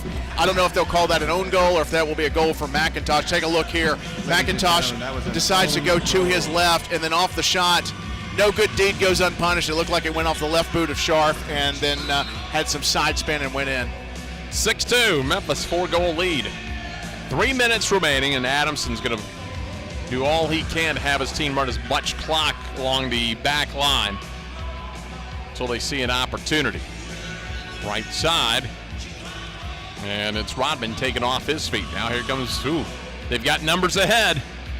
High off the glass, headed back out. Now Columbus applying a little bit more pressure. Djordjevic comes out, tries to get the steal. Adams calling for it. With the right foot just high the upper 90. And you saw Alvarado close that down. He knew you do not give Clayton Adams 2 steps to be able to take a shot. Big turn that time by Rodman back to Adamson. Thought about Sliwa instead across the pitch to Ramirez. 2:10 left. They'll play a 3-man game along the back, Sliwa, Adamson, and Ramirez as long as they can. Adamson getting a little heat. Taken down on a push. There is a card issued with 2 minutes remaining. Looks like that's going to be Duran. I don't know if that's for pushing or for boarding. Americans women getting loose behind the net to our left. Let's take another look at it. Yeah, there's the shove. And the thing is, you got a veteran like Adamson. If you get shoved in the back like that, he knows he's got you at that point. So, 2 minutes to go in the match. 2 minutes to go in this power play. This will be easy to keep track of. Memphis Americans are on a power Peter Sliwa play. and Corey Adamson, the head coach, having a few words with the fans. Tell them to stick around for the women's match. This guy's going to be the coach over here. Adamson walks it up. But now you want to do is kill off these last 2 minutes. If you get a goal back, that's great. You want to kill it off, stay healthy, and get to the next match. Djordjevic. Oh, no, you want to go because you want to pad those stats, Right. baby. That power play. You want Coach happy come chalk talk on Monday. May actually have Corey Adamson on during the women's match since she'll be unavailable. There's a shot just wide to the left, and Zamudio got a hand on it. Another nice save by Zamudio, and here comes Columbus looking for some sort of a counter. They may have it. One-on-one, ventured a little bit wide and in to the hands of Peter Sliwa. He had Castro, but he also saw a defender closing. Smart play going to Joanne Laidley. Laidley now got tied up, mixed up with Castellanos. Still a good little battle going on there. Oh, that's great work by Castro. Didn't give up, got possession back from Memphis, and now, under a minute to go, Djordjevic in no hurry. Well, I don't know now if they'll send Djordjevic back. Here's Adamson with a kick out of bounds, sent it long and high. I thought for a while they may try to send Djordjevic. Now he's got a cannon for a leg. If they let him go for the old long-range slap shot style and see what you can get. Let's test that range out a little bit. Work on the hat trick. So far, he's slumping with just a brace today. Two quiet goals. Over in the far corner. Well, they were beautiful, though. I got Sliwa a little bit out, but he gets back between the pipes and they roll it in to his right. And that's a terrific single effort there. I mean, what a finish. Well, likely not going to come all the way back, but you got to tip your cap to Columbus. They're going to get a little bit of momentum before their next match. Yeah, Brandon Cervantes goes the width of the box and then just comes across. That's a tough one because if you're a keeper, you're following slowly across, and then when you cut it back, Brandon Cervantes, smart play, Sliwa, no chance. And usually you got Georgievich up. They're playing a little bit on defense. Had a little slip, got tied up with Corey Adamson, and left that lane wide open. You know, now if you're Columbus, you look at this and you wonder about that 3 to 5 minute spurt where Memphis was able to pour in a few goals. You think, well, you know, if we could have stopped this, you know, this is a whole different match. 13 seconds to go. It's not the finish Memphis wanted. It's definitely the result they'll take, though. It's going to be a 6-3 final as Memphis is going to go to 5-0. Columbus going to drop to 1-5 on the season. Other than the last 3 to 4 minutes, pretty solid match tonight for Memphis after being off nearly 2 weeks due to the postponement due to the weather last week. Yeah, and that may have had a little something to do with it to get back into the flow of the match. Everybody else in the league having at least a match under their belt, and Memphis comes out though. Once they got into their groove, it's the Memphis that we've been used to from those first 4 matches. Make it 5 in a row for Corey Adamson and company. Well, it is another nice evening for Georgievich. 2 goals and an assist, another 3 points to the ledger. Samuel Castro notches 3 points as well with a goal and 2 assists. Memphis wins it 6-3. The women's match coming up a little bit later. Should be a good one, Tim. Yeah, I think this is going to be a good match because you have Columbus has hung the only L on Memphis this year, and the match after that went to overtime. So yeah, I think this may be, if you thought the first match was tough, where do you get a load of what the women have coming up next? I think it's going to be a heck of a game. 6-3, Americans men are winners this afternoon. We'll be back later on with the Americans women versus the Rapids women. This is the NISL. For the Americans men's match January 7th on the road against the Columbus Rapids. Is it A, 10-0, B, 5-4, C, 6-1, or D, 3-2? I'm going to pick A. All right, he's rolling with A. Let's see if that's correct. That is correct. Congratulations, Jan. Since you got the correct answer, you are going home with Harlem Globetrotter tickets. Fans, give them a hand, and Jan, thanks for playing.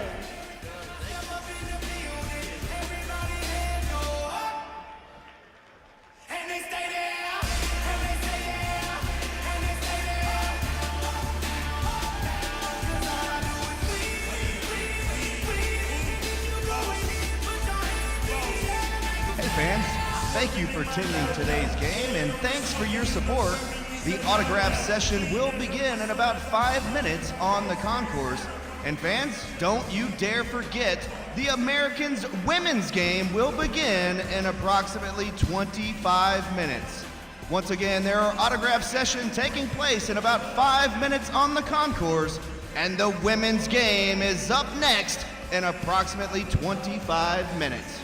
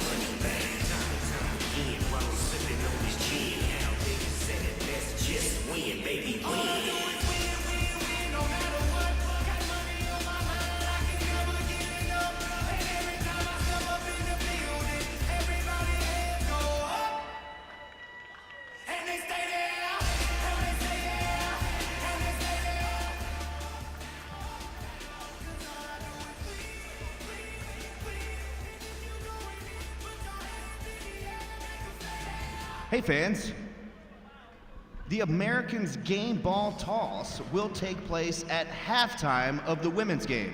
Once again, the Americans game ball toss will take place at halftime of the next game.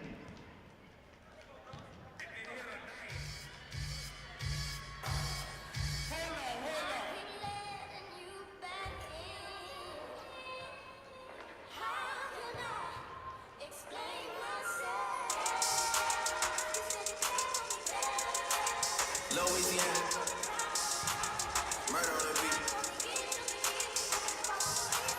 Sophie, y'all to cut up to you. Yeah. Everybody get your roll on. I know shorty and she doesn't want no slow song. Had a minute last year, life goes on. Haven't let a thing loose, girl, in so long. You been inside, know you like to lay low. I've been peeping what you bring it to the table. Working hard, girl, everything paid for. First, last phone bill, car, no cable. With your phone out, gotta hit them angles. With your phone out, snapping like you Fable. And you showing up, but it's alright. And you showing up, but it's alright. It's a short life, yeah.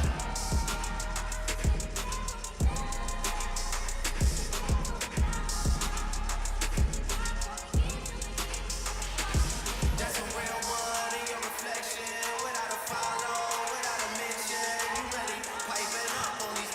You gotta be nice for what to these. I understand. You got 100 bands. You got a baby Benz. You got some bad friends. High school pics. You was even bad then. You ain't stressing on no lover in the past tense. You already had them. Working hand in hand. Finish round 5. All down. You don't see them outside. Yeah, they don't really be the same offline. You know dog days. You know hard times. Doing overtime for the last month. Saturday, call the girls, get them gassed up. Gotta hit the club, gotta make that jump. Gotta hit the club like you hit them angles. With your phone out, snapping like you Fable. And you showing up, but it's alright. And you showing up, but it's alright. It's a short life.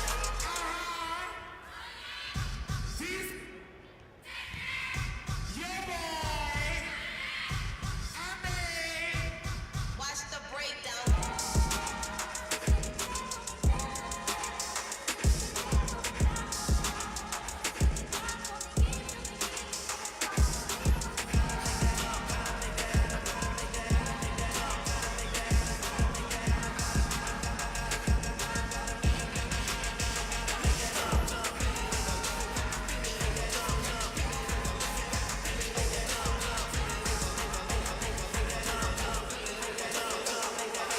That's a real one in your reflection. Without a follow, without a mention. You really piping up on these. You gotta be nice for what to these. I understand.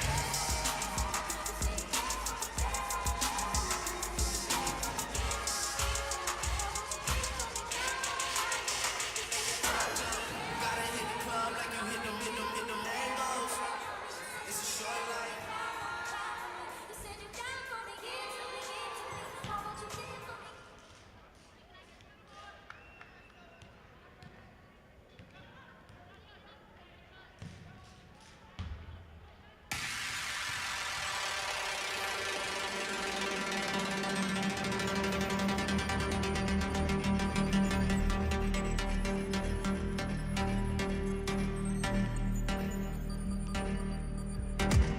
What you wanna do, baby?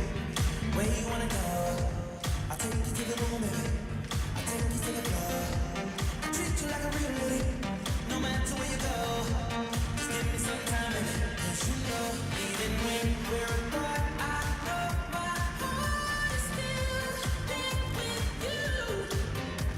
5 more hours till the night is ours, and I'll be back with you. This right here is my time for party.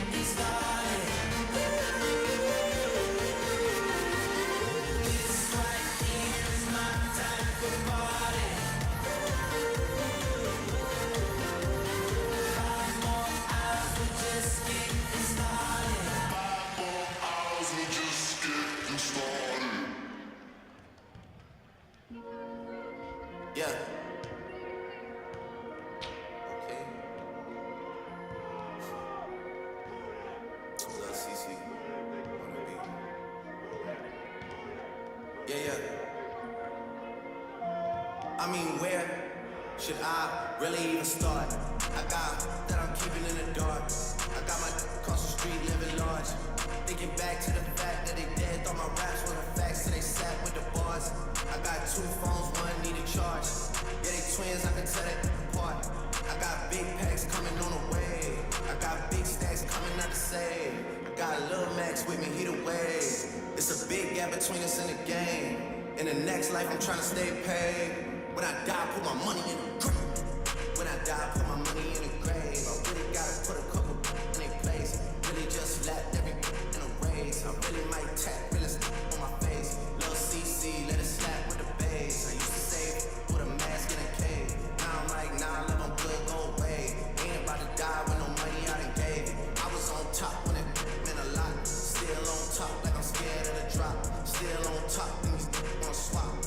Wanna swap like it's lost in a watts. I don't wanna change cause I'm good where I'm at. Mom tie so I'm always good where I'm at. Word to Junior, Jazzy, Baby J. Tell them when I die, put my money in a grip. Couple figures, kill the skull and kill it. And she on to the next. Really living large, she ain't all with a Mac.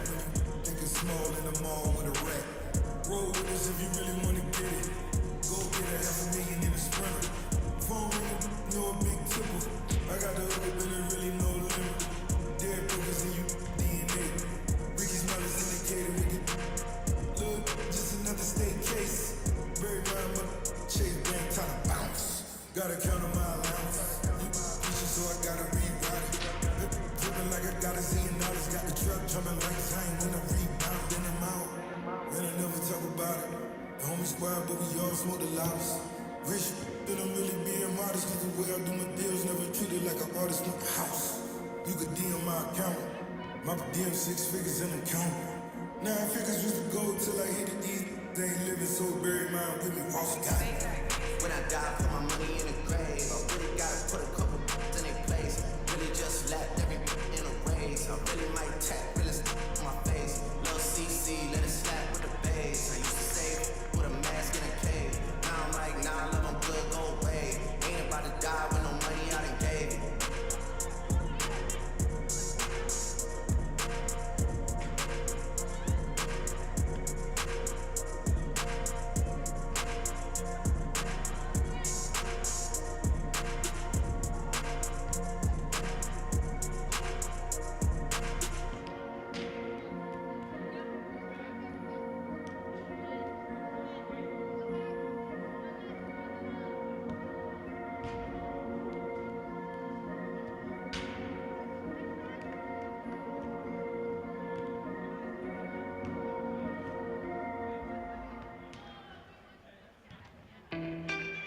What up, Nelly? You ready to do another one, bro? Talk to him. Running on red lights. Pull up to the club just to get the head right. I do it every night. You can call it limelight, I'ma call it my life. Shawty looking alright. TKGs on skin tight. She was shaking that tail light. Coming from in the road like a deer in the headlights. Oh, backwoods wanna know if you can roll. Cause a rock on a rock, ice cold. Got the coupe on a new town road. Real low, low.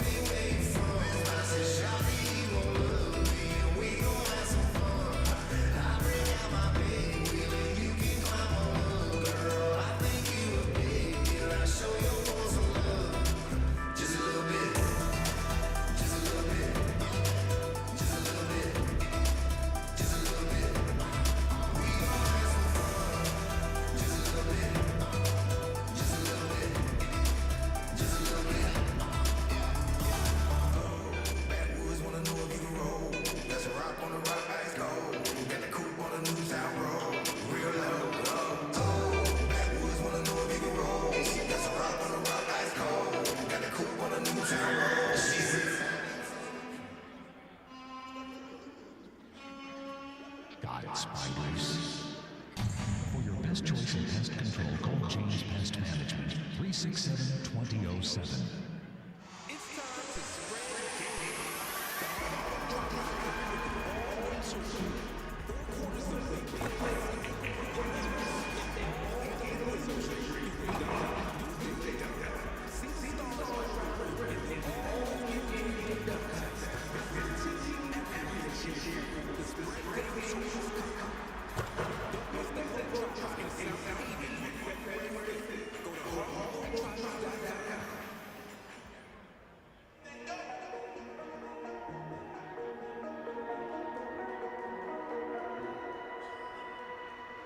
Count up bands sticking up, no more bands speaking up. Tennis heavy, can pick it up. Came with the gang myriad. I see him with the lyrics. Where's my root stairs? My whip from fast and furious. Cause we got up tears. I get the calmest period. Color the ice Siberia. I'm at the top of the pyramid. Don't stop serious. We gonna play serious.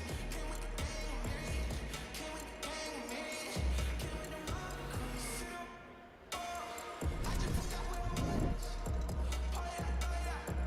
Sit up, get up, get up, get up. Came with a wig, split up. I got your wig, hit up. I'ma go get up. Came with the army, yeah. The people around still the same. We just want party, party, party, yeah. We ready, you won't never chill. Count up bands sticking up, no more bands speaking up. Tennis heavy, can pick it up. Came with the gang myriad. I see him with the lyrics. Where's my root stairs? My whip from fast and furious. Cause we got up tears. I get the calmest period. Color the ice Siberia. I'm at the top of the pyramid. Don't stop serious. We gonna play serious. Came with the gang myriad. Came with the gang myriad. Came with the mother crew. What you gon' do? I'ma pull it with the crew. When I'm on the juice, I like to hang out the roof. I'm rocking jewels. I like when the doors in move. I just go through. I do not wait in the queue. Baby, baby, picky, ready, ready. AP, Navy, Navy. Send like two Mercedes. I come when they pay me. Come with Katie, Amy. Cool, go crazy, crazy. Kick it, damn, lady. Came with the army, yeah. The people around still the same. We just want party, party, party, yeah. We ready, you won't never chill. Count up bands sticking up, no more bands speaking up. Tennis heavy, can pick it up. Ladies and gentlemen, the Columbus Rapids, Memphis Americans, and the National Indoor Soccer League request that you refrain from tossing any objects onto the field. If a game ball enters your seating area, please return it to the nearest usher or the field of play immediately. Also, any spectator entering the field or interrupting play in any manner shall be ejected from Lander Center and subject to arrest. The Columbus Rapids, Memphis Americans, and the National Indoor Soccer League thank you for your cooperation.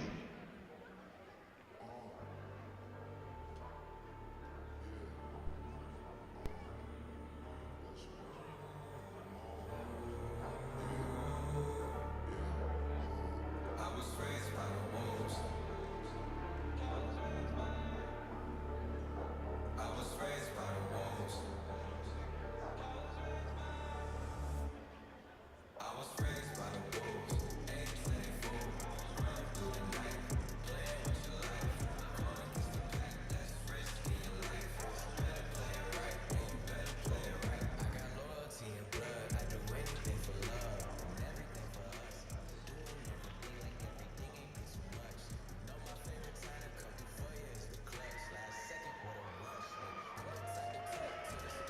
And now, let's meet tonight's opponents. The Columbus Rapids. Number 1, Bria Riancho. Number 2, Ariel Jones. Number 5, Brittany Conway. Number 7, Megan Byers. Number 8, Emily Burke. Number 9, Shiva Raze. Number 10, Martina Nikrasis. Number 11, Sydney Vadney. Number 17, Zoe Villerman. Number 21, Olivia Jarrell. Number 22, Aaron Brady. Number 26, Bree Conley. The coach for the Rapids is Miguel Galinda.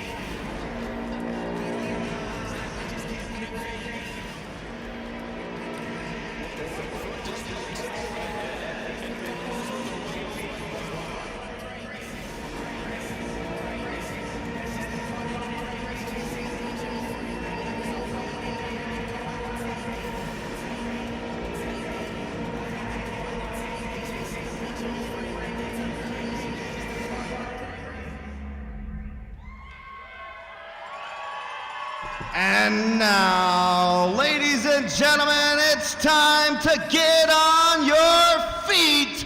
Let's meet your Memphis Americans. Introducing first, number 19, midfielder, Tanya Creon.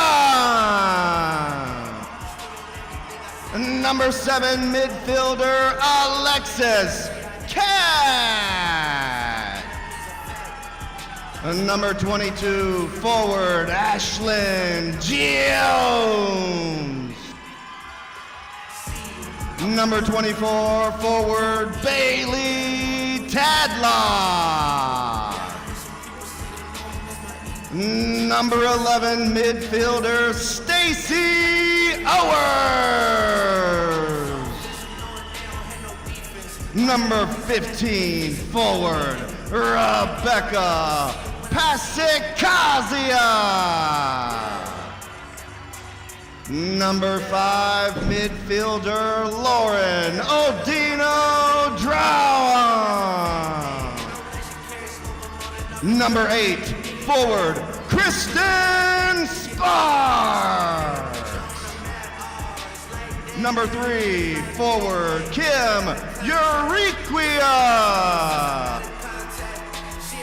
Number 10, midfielder, Kelsey Keown. Number 2, defender, Elizabeth Frazier. Number 4, defender, Julia Osmond. Number 4, midfielder, Jennifer Osmond. Number 17, defender, Molly Ambrose. And number 1, your goalkeeper, Angel Haley. The assistant coach for your Memphis Americans is Bo Melson. 901, make some noise for your Memphis Americans.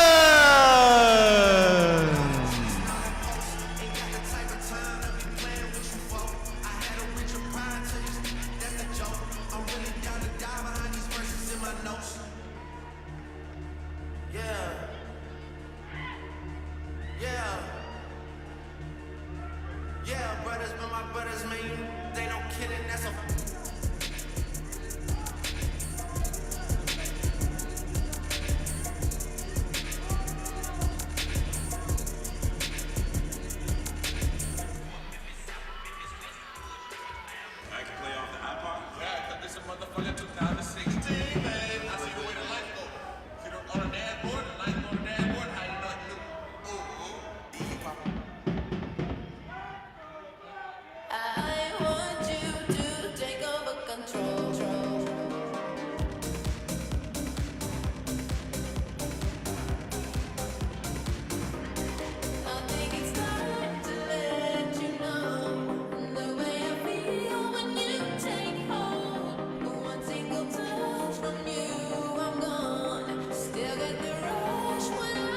Ladies and gentlemen, I just have one question for you. Are you ready? I said, are you ready for Well, we're about ready for the second match of our doubleheader after the Americans men won it 6-3. Now Americans women and the Columbus Rapids. A very good evening. I'm Jeff Brightwell alongside Tim Van Horn. This is the NISL and another first place match for the American women. Although they have suffered an overtime loss to this Rapids team, still remain in first place in the NISL standings. Yeah, and it was a very contentious shootout as the Americans were on the road. Columbus comes in. They put the first L on the Memphis women, and they want to try to do it again tonight. Well, we'll see how these teams start out early. Memphis going with Jones, Keon, Tadlock, Odino, Drawn, and Osmond. That's Jennifer Osmond, one of the Osmond sisters. Julia not in tonight, and that is a starting lineup with Angel Haley in net. Unofficially for Columbus, looks like Hall, Jones, Conway, Byers in net.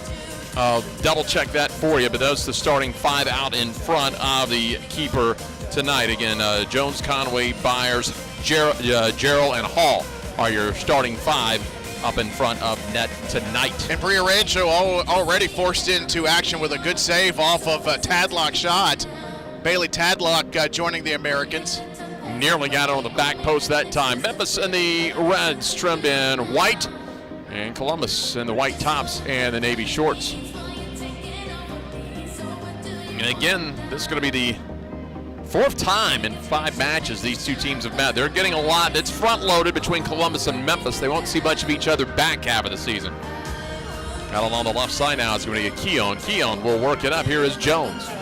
2-1-3. They don't have the numbers. Memphis is just going to get a line switch. Pushed off the ball that time. They'll work it wide. Keon leaves it out in front. Nothing there. From long range, going to glance off the boards and out of bounds. Be interested to see how things go in Lander Center this time, Jeff. That 10-0 win by Memphis to kick off the season. You had Haley Ryan in goal, and tonight Bria Riancho in, and she has been a handful across the league, establishing herself at the top of the league pecking order, and Angel Haley on the other end. No slouch herself. You got two terrific goalkeepers in tonight. Could be a low-scoring match, but both of these clubs have a pressing style, so I could be 100% wrong about that. Either way, it's going to be an exciting night here in Lander Center. IR Ikea now giving it up, and they're getting a little bit of a pressure as they'll move it over to Byers. Byers along the left boards. Long pass intercepted. That's Osmond trying to get up to IR Ikea, and again, that's Sparks. So about 2.5 minutes into the match here. Americans and Columbus from the Lander Center in Southaven, Mississippi, just a few miles south of the Memphis metro area. Memphis backs it up, playing a little bit of a 1-2-2 or a 2-2-1 shape from the back line early on. Yeah, and just putting some token pressure out near the center circle, staying very compact right now. A little bit more traditional 2-1-2 early on here by Columbus. And they're going to send Rancho way out of net near midfield. Jones rolls it into the corner. That's going to overshoot Gerald. Good shielding by Odino Drawn to give Haley a chance, and a quick distribution plays that low right to feet. Murray Owers goes to the corner. Looking ahead to Sparks. Won't be able to catch up initially. Tried to battle for the ball in the corner. That battle's won by Columbus. They don't have the numbers. 1-on-4 right now. We'll see what Gerald can do. Gerald, a nice job. Did get a shot off. Deflected high by Odino Drawn. Yeah, Gerald had a terrific goal last time they were in this building. She scored the second goal off of a free kick in that big 10-2 win for Memphis, but she definitely acquitted herself well in that. And as you look at the Memphis bench, you'll see that Corey Adamson is not behind it tonight. It's Peter Sliwa. So Sliwa, the acting head coach, the interim head coach tonight, while Corey Adamson was ejected in the match, and he will have to serve his suspension here tonight. Would have served it last Saturday against the Rome Gladiators. That match postponed, or last Sunday when the winter weather, and fortunately here in the Mid-South, dodged the bulk of it. Got a little snow. It was cold. dodged it twice in the Mid-South because dodged the ice we thought we'd have Thursday and Friday. Yeah, the Americans were looking to get back on the winning streak, and really the only winners that weekend were Kroger and the liquor stores. Yeah, absolutely. The Memphis women, much like the Memphis Wind, since they always play the doubleheader, we'll see how things progress, especially in the first quarter. Nearly 2 weeks since they played. It's only been 6 days since Columbus has played a match. Good toe poke by Crayon. I'll go long, and that's an easy pickup over there on the right side. That's going to be Aaron Brady with the ball.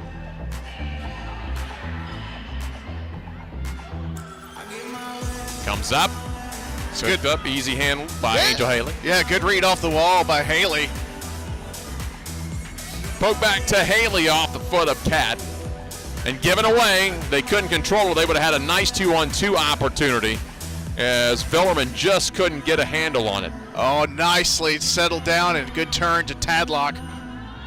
Tadlock in the right corner, rolls, and it's going to go right into the hands of Riancho. They'll go long one-on-one, and a whistle behind the play and a blue card. Too many women on the field. I think the difference when you're trying to learn the indoor game, and a few of the guys probably played indoor, the women have probably played maybe some club or some rec ball, this being the first indoor women's professional league. They want you to clearly be off of the turf before the substitute comes on the field, a little unlike hockey where you can kind of do it in a transitional movement. We saw a blue card, right? I know Eric Phillips yeah. is now explaining to head coach Miguel Galindo. So what do we got here? We have a 2-minute penalty or a team warning? What do we got here? No one headed the initially. Now we go, and it's going to be a bench penalty.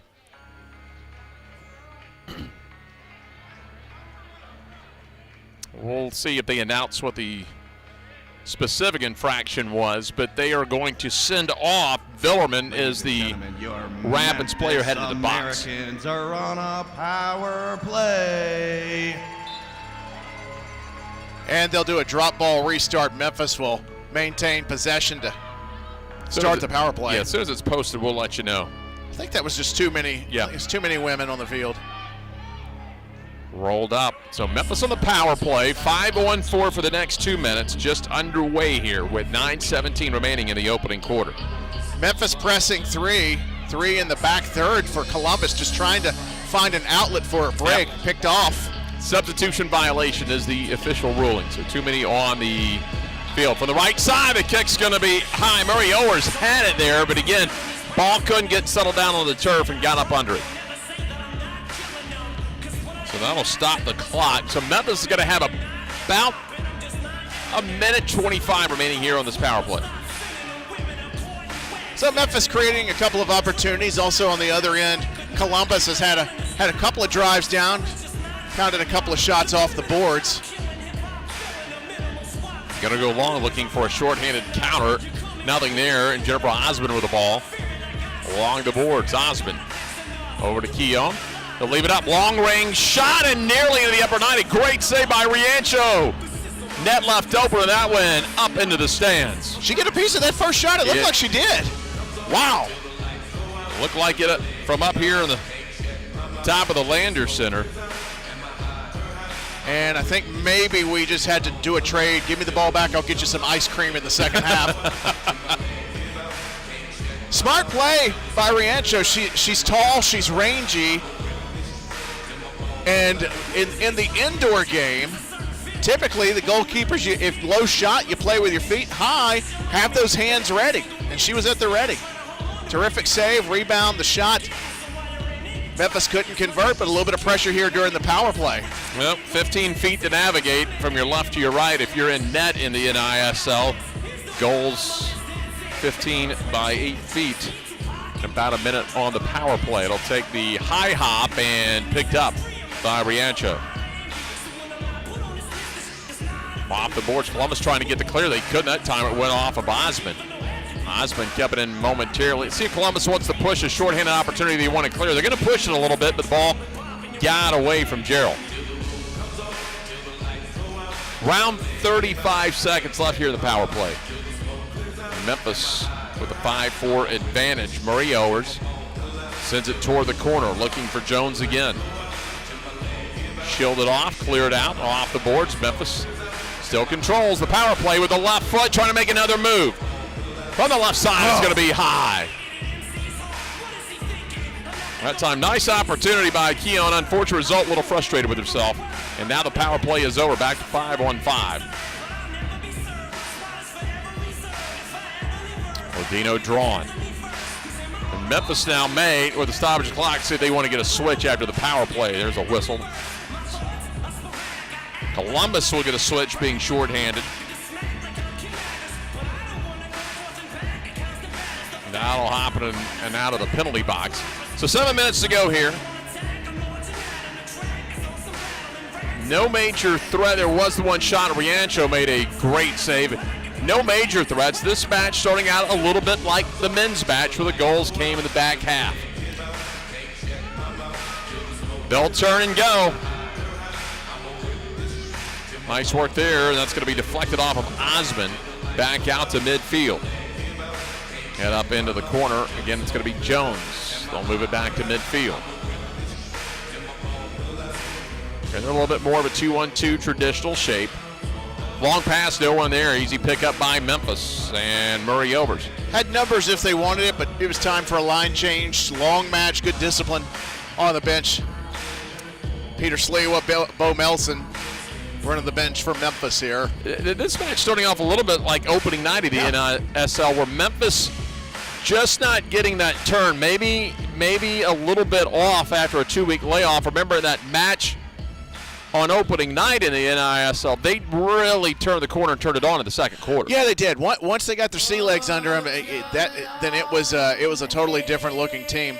And that may be the case, but I think you've also got I think you've got a confident Columbus club too that's going to dare Memphis to beat them and put the higher pressure on. You're seeing now Columbus. There's a good block there by Vadney, forcing Memphis to really exert some effort to get out of their own half of the field. And there's the turnover thanks to the high pressure by Columbus. Memphis playing with a couple midfielders that time, trying to go, and Kia goes up, and she'll send it long. Here comes Riancho out of the key. Little chip shot into the hands. Easy pick up that time by Angel Haley out of Southaven High School. Turn and fire there. Surprised she didn't wait for numbers. She had a couple coming down, but decided she was going to challenge Haley early on. Memphis, I don't know if it's the intentional shape. A little bit of a 2-2 run. Here's Crayan. Chips it into the corner. Might have an opportunity. Left out in front and closing quickly was Tadlock, but Riancho able to cover it up. For Tadlock, first chance, Tim, you and I have been able to see her in person. Very active. Yeah, she is. She's definitely introducing herself very well to the NISL. We've got a player down. We'll see if play will continue. And I think Eric Phillips may. Nope. Looks like she's back up and going now. 2-on-3. Here's a counter opportunity for Columbus to the left side, off the left foot, and just a misfire. Had the shot and towed it. They'll roll it up, and Haley will pick it up. And boy, Billerman got to be frustrated. Had a chance really to put some muster on that one and kind of towed it. Yeah. Especially, it looked like she was going to be down, but I think she just did a self-check, and yep, she got up, was okay, and then missed opportunity there for Columbus. But good to see that she was able to get back up and continue in this match. Under 4 minutes remaining here, opening quarter of play. Still scoreless between Columbus and Memphis. Americans men, winners tonight 6-3. Early 4-3 shot advantage for Columbus. Hard off the board, up top. Here's the follow, going to be wide to the left by Murray Owers. Third opportunity, and Memphis makes the most of it. They won't let it go by. Yeah. And the Americans Ladies and are on the board, that was a 1-0. Americans goal! Banging the boards and in the right place at the right time. Knee over the ball, zips it past Riancho, no chance. And what about Tanya Crayan? Crayan had a lot of velocity on that one. So she'll get on the board, and the Americans with a 1-0 advantage. A misdirection. I think without the net, that one might have ended up at the Tanger Outlet Malls across I-55. What a shot. Long and off the board, sent back by Jones. Ariel Jones gets it to Bria Riancho. Well, they banged the boards a couple times looking for the friendly roll, and it ends up going for Memphis on the third chance.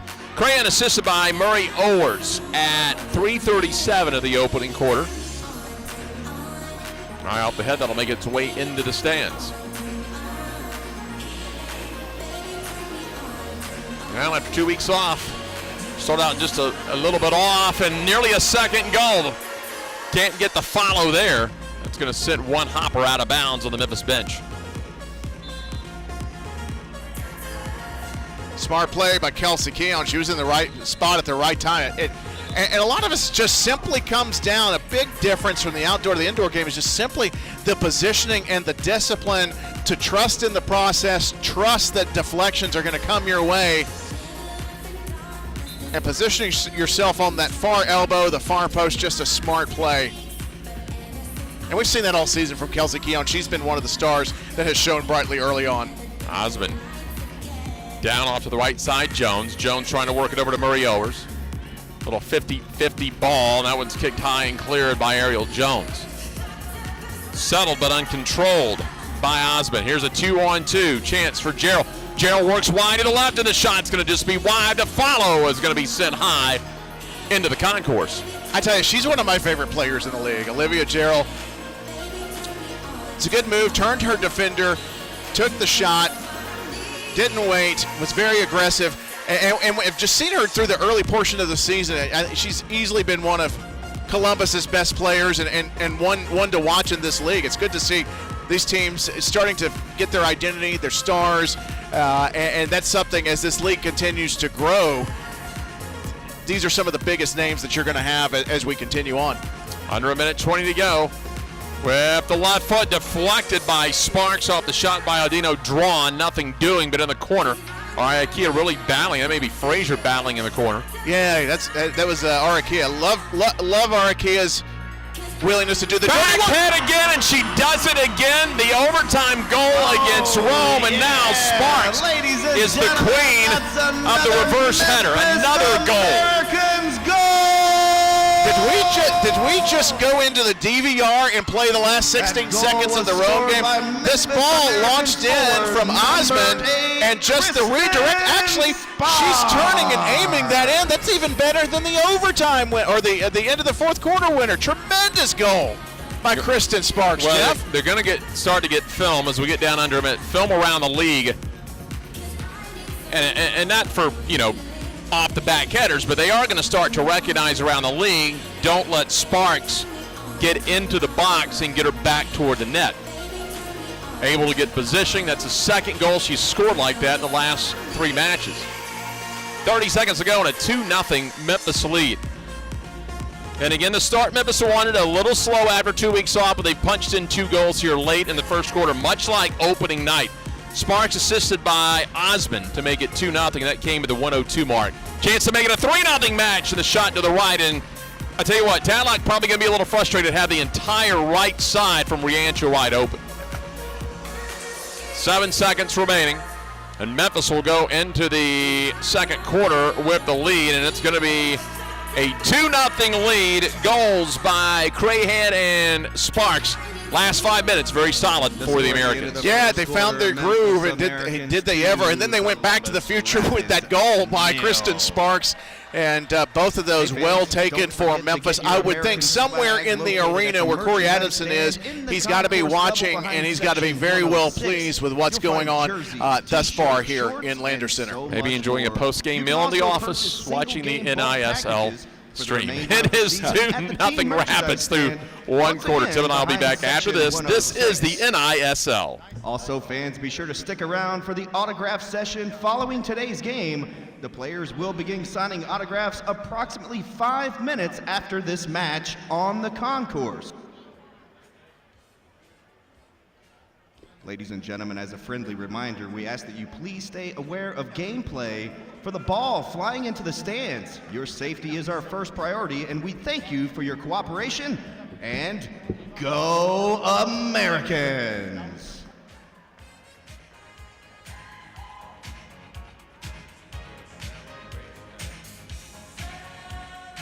Ladies and gentlemen, turn your attention to the field for Sydney. it is time for the Americans relay. We have Team Blue and Team Red right here. So how it's going to go, one person from each team will kick the ball down. They'll put on the jersey and shorts, then kick the ball back. The next person will put on the jersey and shorts, then kick the ball and make a goal. The first person to do so is going home our winner. All right, in 3, 2, 1, go!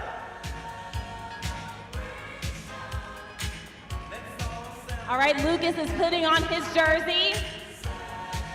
Then they both will have to kick the ball back. Lucas is on a roll. Fans, make some noise.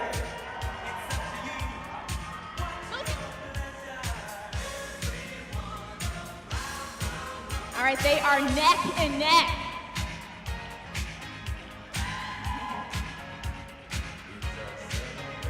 All right, will it be red team or blue team? And Fred has taken off. Whoever makes this goal is our winner. Oh, and it looks like the blue team is our winner. Congratulations, you are going home with 2 tickets to the next home game. Fans, give them a hand.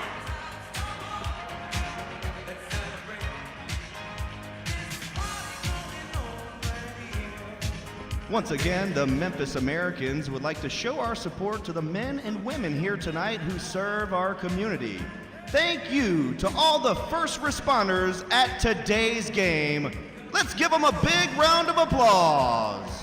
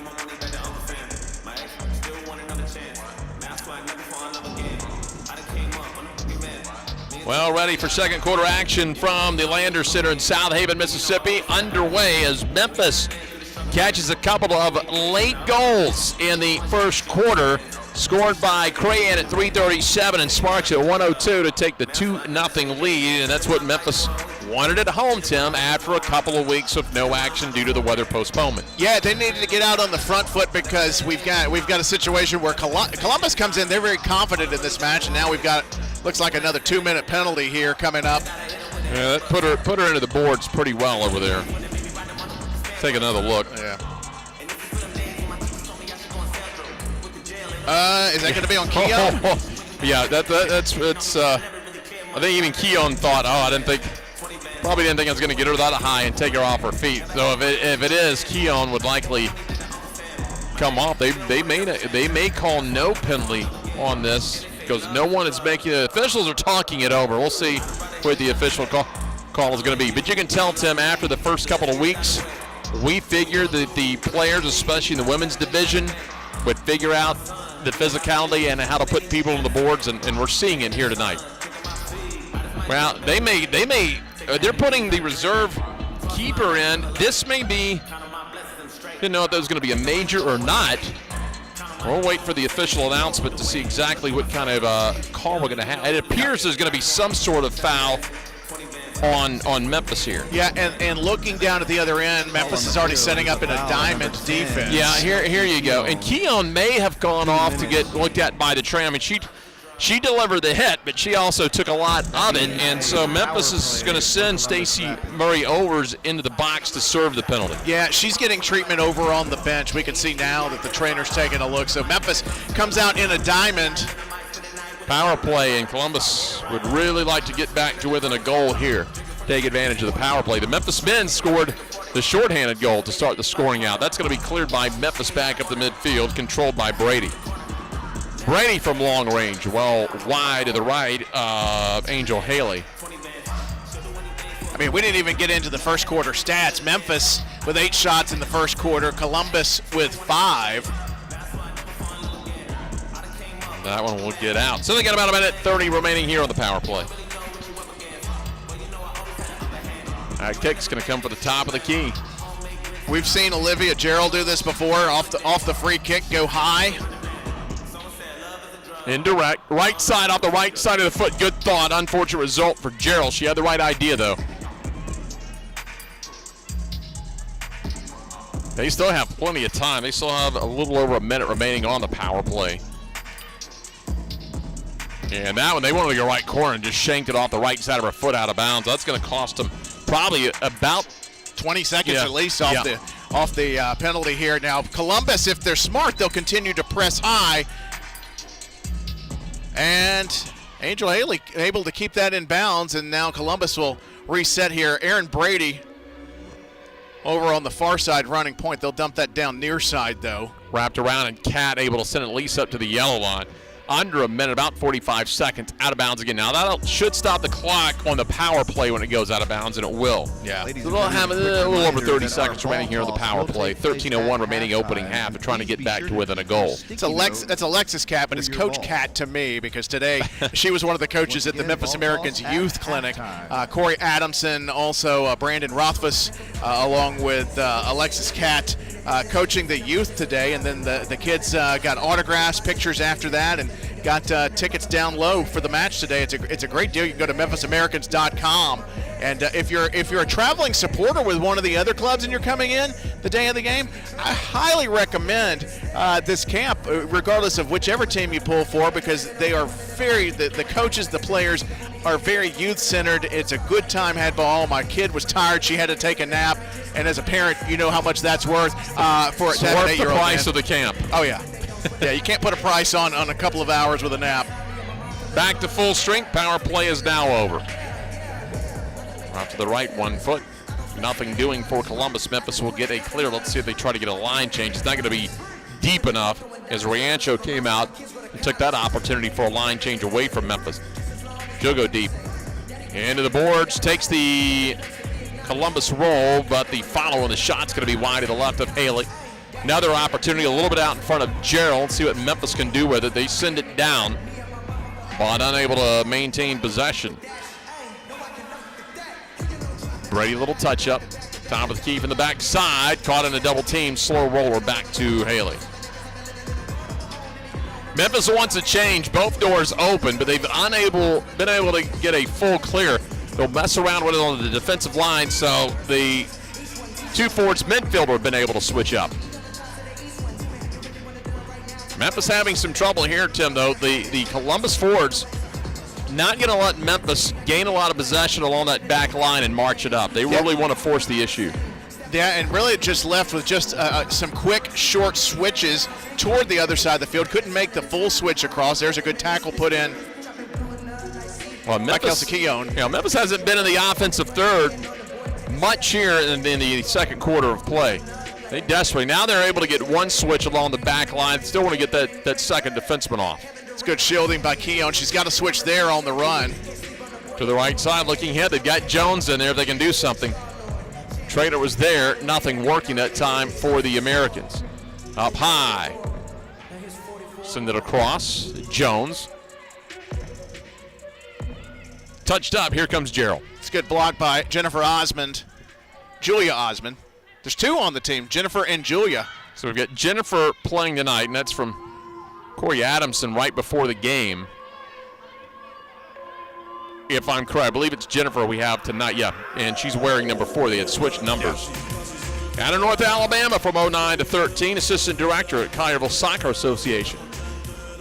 It's a Lobos. Just over 10 remaining, and Jones 1-on-3, not going to win that battle. Down to Keown. Keown high again. Here's Cat. Cat between the legs, back to Jones. Memphis is trying to get something working, just nothing develops off that second touch. As they are going to clog things up back there.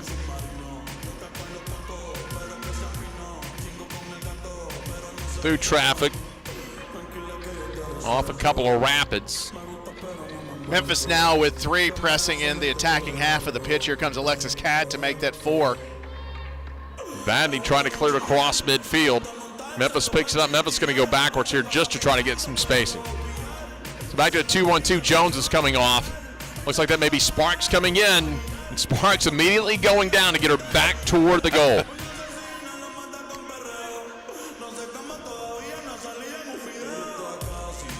You know, they have heat maps in soccer where they track the players during the match.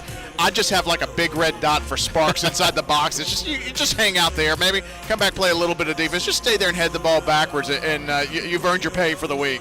Well, now if you want to get it to Sparks, I mean, in all honesty, even if you go long range, leave it up high, makes a nice job into the box. The follow on the shot's going to be a little bit high that time by Tadlock, but Cadd had the right idea. Yeah, how about that pass by Sparks to set that up for Tadlock? Good incoming pass. Well, they went high again. Sparks tried to head it.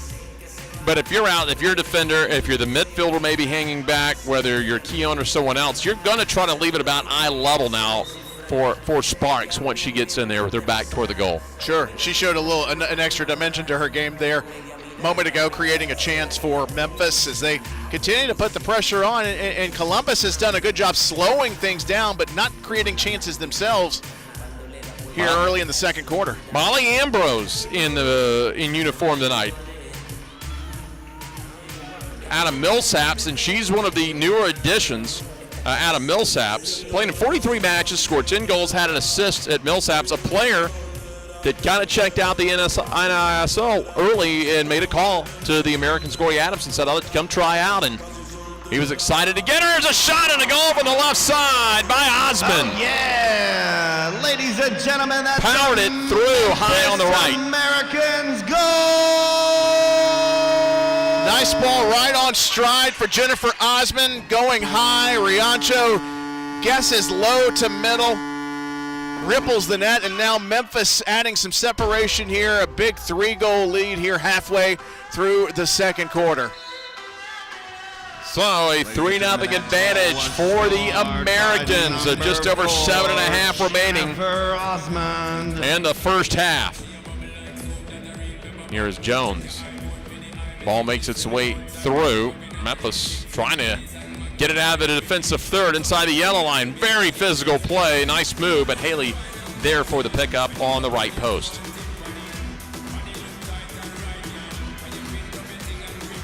Three 3-0 advantage early. If Memphis can get to a 4-goal advantage by halftime, they're going to be feeling really good going into the second half. Oh, absolutely. Peter Slewell on the bench he would have to feel very relieved for sure. Here's numbers for Columbus, though. They're not ready to give this one up just yet, for sure. Plenty of action to go. Good composure by Alexis Cadd to get that out of the box. Well, 2-on-1 battle on the right side of the boards. Always leaves one person open. There's a shot deflected up high defensively. Oh, Gerald, you always know she's going to be somewhere near to pull the trigger on that. Out to the right, rolls it around, and Haley's going to grab it again. You know, we haven't mentioned Angel Haley much. And what I've noticed from match to match is her distribution, her throws continue to get better and better, stronger. She's getting them lower, giving the opposition less time to react to them. And you know, she's already a good shot stopper. And in indoor, you've almost got to, in fact, you do have to be that 6th attacker. And she's becoming a more complete player with the extra training she's getting on distribution. Up high, they'll roll it to Jones. 1-on-1 turns, and Riancho can't control it. Try to grab it, and finally, the Rabbit defense back to help Riancho. They'll try to counter. They don't have the numbers. They'll roll it out to nobody, and Memphis able to get a quick clear from Osmond. Angel Haley from Southaven. Well-traveled in college. Started out at Northwest Mississippi Community College. Made her way down to Monroe. Finished up at Montvalo.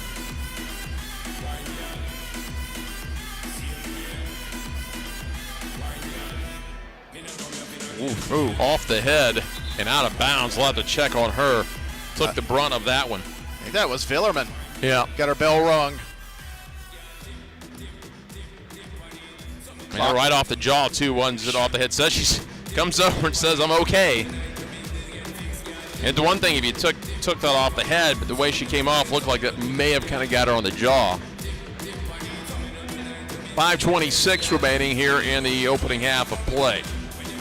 And once Memphis has gotten going over the last 15 minutes, they have been tough. 3 goals over the last 10 minutes.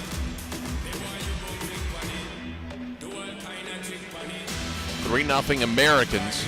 Credit Columbus, they came out ready to play. I mean, in the first 7 to 10 minutes, you would have thought either side equally likely to get first blood. The thing about Columbus early on, and there's a misfire by Nekrasis. The Columbus, even though they probably dominated possession, they weren't getting a lot of opportunities as far as shots. Osmond gets the goal at 7:41. Murray Owers the assist. Again, that's 7:41, the official goal-scoring time. Right now, still stands 9-6 shot advantage for Memphis. Through the legs that time of Cat, but goes wide. Now Cat's going to dump it into midfield. Would give Memphis a chance for a line change if they wanted it. They're not going to do that, though. Both clubs staying with what they've got. We'll give it a go. Memphis really clogging things up. 2-1-2. They'll get it to Jones. Now Memphis a 3-on-3. She's got Tadlock on the overlap if she wants her. Leaves it left side. Here's Keon. Keon with the left foot. Leaves it, and the touch shot just misfired it wide to the left. She gets a second opportunity. No. Just angled the foot a little too severe to the left and pulls it. She could have trapped that and walked that one into the goal if she stayed far post. She cut it back across to finally, I don't know if it got the ankle or if it just bounced up and wobbled. Thought we had goal number 4 there. But it's a terrific run to get herself open. She keeps doing that, she'll have another opportunity, I'm pretty sure. All right, Kia on the far side trying to stop. Over to help Odino. Drawn. Works the boards. Odino drawn another deflection. If she could get the takeaway, would have a nice 2-on-2 as they run into Sparks. And they're stopping the momentum now. Sparks puts her shoulder into her. Got tight and then takes down Jones, and they saw it. You could almost see the elbow and the pull back from Sparks there, way up here. And if we can see it way up here as she took down Gerald, they're going to see it down on the field. So no penalty, but a foul. Columbus keeps possession with the right foot, rolls right in the waiting hands of Angel Haley.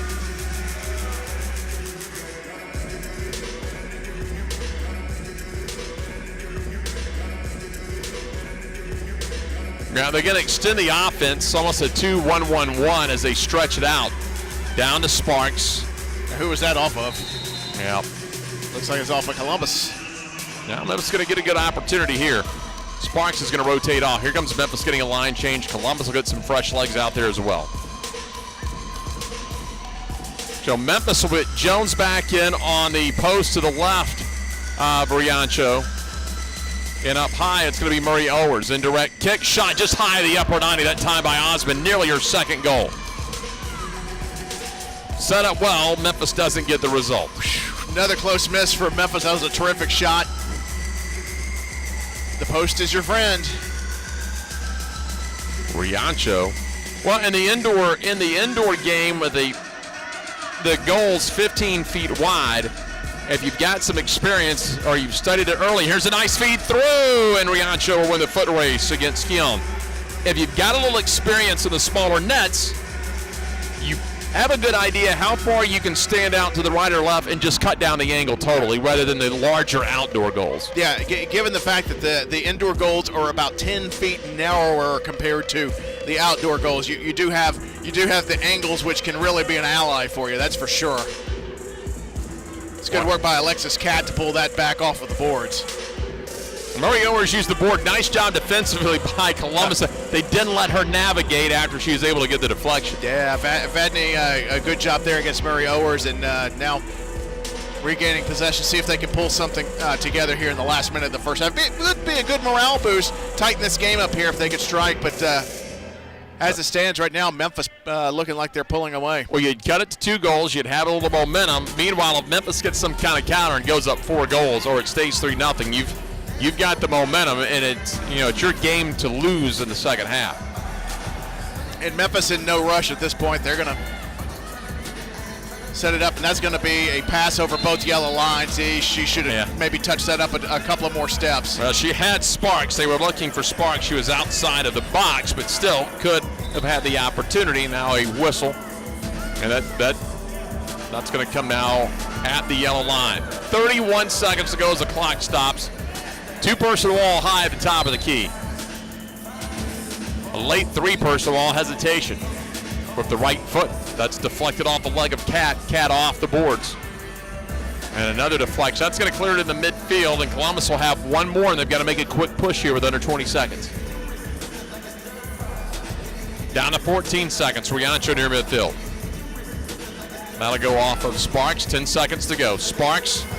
And Memphis needs a clear here. They had an opportunity. They passed it up. Fortunately for Memphis, that ball goes high and out of bounds. That'll stop the clock with 2 seconds remaining.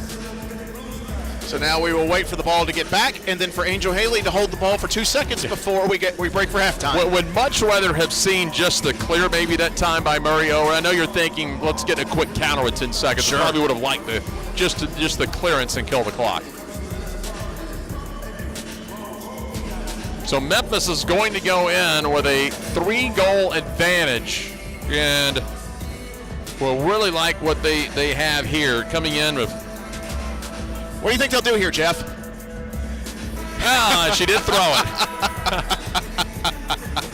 Started off slow for Memphis the first 10, 11 minutes of the first half, which we anticipated with a 2-week layoff, but much like the first time these teams played on opening night, they got going near the end of the first quarter, and that carried over into the second. Yeah, and Memphis has got to be happy going in. Peter Slewa's got to be relieved. I know he doesn't want the pressure of having a tight game in Corey Adamson's absence, who's out by suspension. But as it stands right now, Memphis with a comfortable 3-goal lead. But to Columbus's credit, they are fighting hard. They're playing physical, and as you know, in the NISL, you can turn things around pretty quickly. Goals by Crayon Sparks and Osmond. Assists, 2 by Murray Owers, 1 by Julia Osmond in the first half. 3-0 Memphis through a half of play at the Landers Center. Tim and I are back later on for the second half. This is the NISL. $50 gift certificate valid at our merchandise stand. All right, get ready and throw your balls.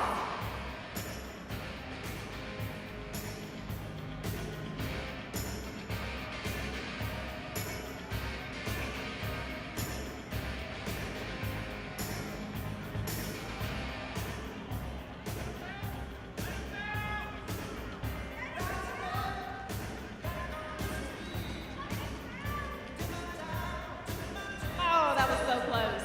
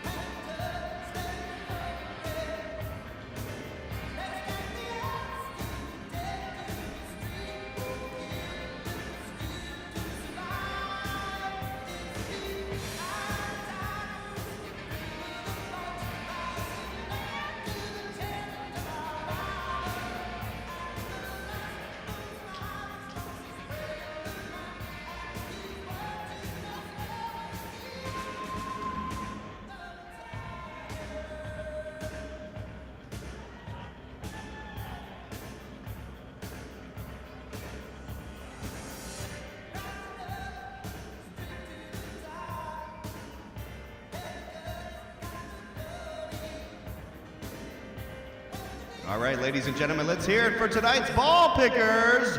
Great job. The The Memphis Americans now have group tickets available on sale starting at only $15. Go to memphisamericans.com or the merchandise table right now to learn more. Ladies and gentlemen, as a reminder, please be aware at gameplay that there's fly balls can end up in the stands. Your safety is our priority, and we thank you for your cooperation. The second half begins in just a few moments.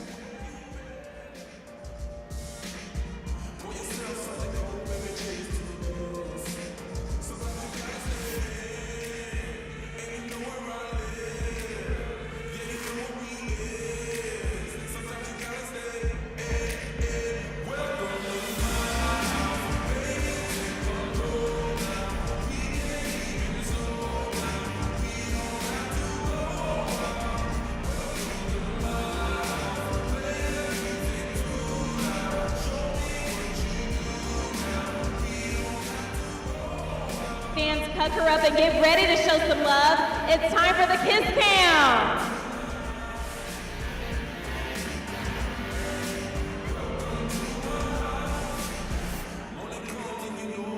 All right, pucker up, you're on the Kiss Cam.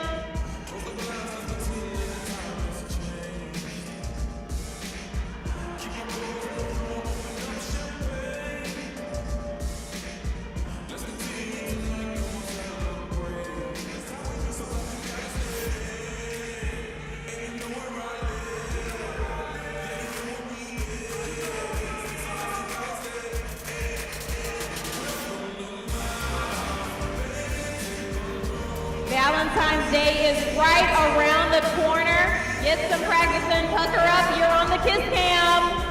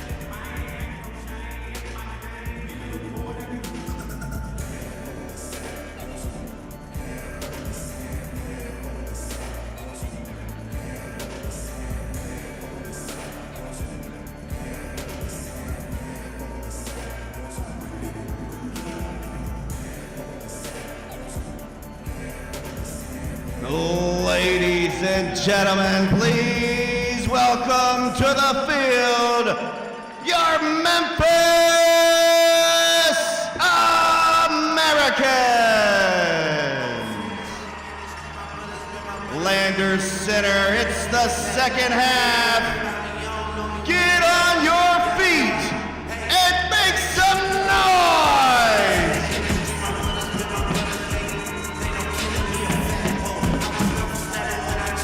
That's right, your Memphis Americans are up 3-0.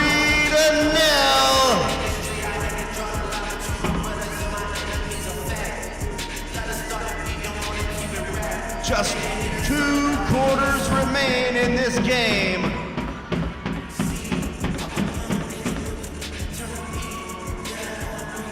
Our Memphis Americans, they need your support. They need your energy. Memphis, are you ready?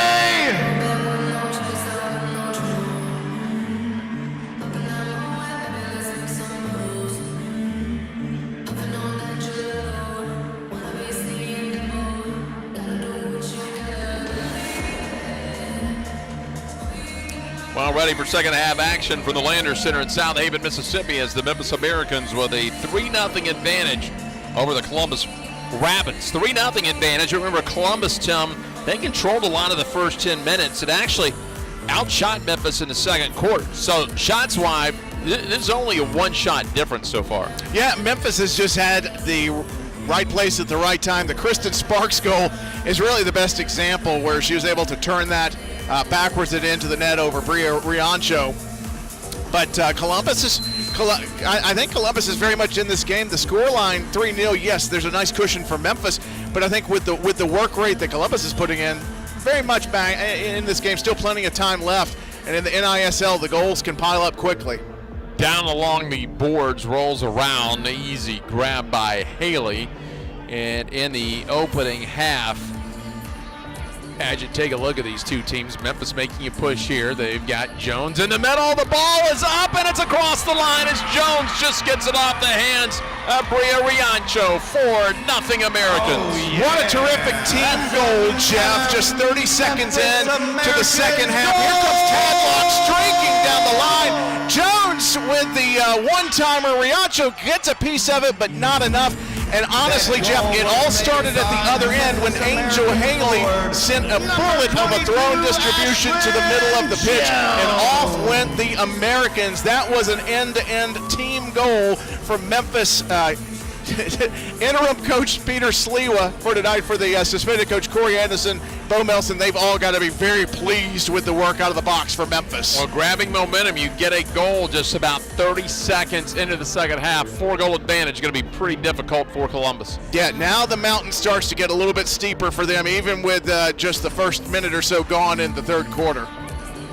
They'll work it out to the left. Diagonal over to Keon. And oddly enough, inside 30 seconds, Memphis matched its shot total for the entire second quarter. Right side, Keon, nearly a great save by Riancho, diving up into her right. Long throw, headed away.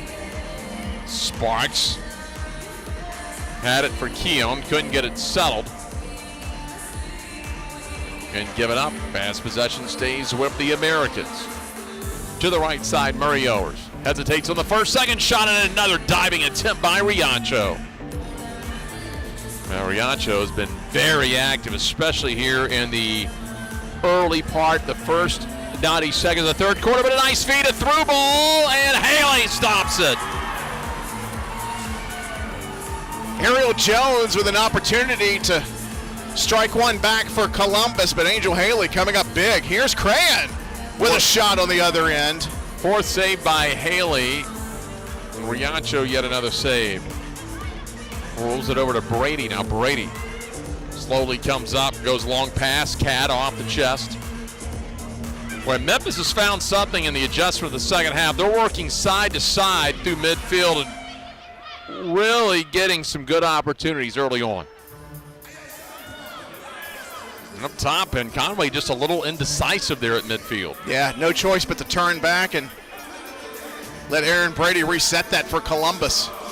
4-0 Americans. Out on the left side, they get a little bit of space to maneuver with. Hesitation by Brady, goes up right side. They'll feed it back along the left wing. Memphis 2-2-1 defensively on the shaping. There's the shot high of the crossbar. Follow is going to be out of bounds. Looked like maybe Angel Haley got a piece of that and carried that onto the glass above the goal. Keeping that clean sheet intact, at least for now. How nice would that be for Coach Peter Sliwa to coach a clean sheet, to go with the 2 he's had on the men's side. On to the right side, looking for Ikea. Now they'll reverse it. Along the boards, going back, Odino drawn. Now they just space things out. They get it right back to Haley. Memphis through the circle. Feeds it over to Osmond. Long to Ikea. If she could have got the turn, she did have Crahan coming down the middle. Couldn't find her, couldn't get the ball settled down. So now Columbus trying to get it out of their own zone. Columbus, a very spaced out 2-2-1. They're going to go 2 defenders, 2 midfielders pretty close. I don't want to say cherry picking, but they are leaving. And he crosses way down there alone if they can get the long pass. Couldn't find her though. Strong work by Jennifer Osmond on the defensive side. And now Memphis a chance to clear out. We'll see if they make a change. It looks like enough pressure by Columbus is going to make that tough to do. Plus they can buy a little space on the backside of this play. Osmond will wait, sends it back to Haley. Memphis not getting switch here. They just want a little bit more space. Now Columbus, you can see, maybe changing the philosophy a little, at least putting 1-4 down, applying a little bit of pressure. And that one's going to come back. That one just getting over both yellow lines. Memphis with a quick switch. And that's one thing, if you're Memphis, that's what you don't want to do. Right. Is you do not want to provide restart opportunities for Columbus, who have a couple of snipers on their club. They pass up the first indirect by Byers over to the right side. Shot was deflected. Battle as Haley can't get to it, but a nice job by Audino drawn to keep some space between the ball and the net. Yeah, the clearance was good, but it was the touch, the little flick on with the outside of the foot that was very special, that saved the day for Memphis, where she could clear that out and away. Good entry pass by Riancho. Repelled back out by Memphis. It'll be a kick in just at the yellow line. Well, Columbus, at least on the women's team, they may begin to take a few more chances. Remember, the Columbus men got down big, finally took some chances under 5 minutes to go, got a few goals out of it. Now Columbus may apply some pressure. Memphis with a shot, left side, goal! Crassus with the goal out of Faulkner University, a former Opelika Crush player, and Memphis now beginning to pull away. I like the ball in from Tadlock. She saw Jones. Jones teed that up. She didn't have the shot. Keown had 3 strides between her and Riancho. That's an unfair fight. Keown's going to bury that 99 times out of 100. Memphis now extending that lead to 5-0. Kelsey Keown, a national champion with a club team out of Atlanta, and Keown punches it in, and the Americans now with a 5-0 advantage.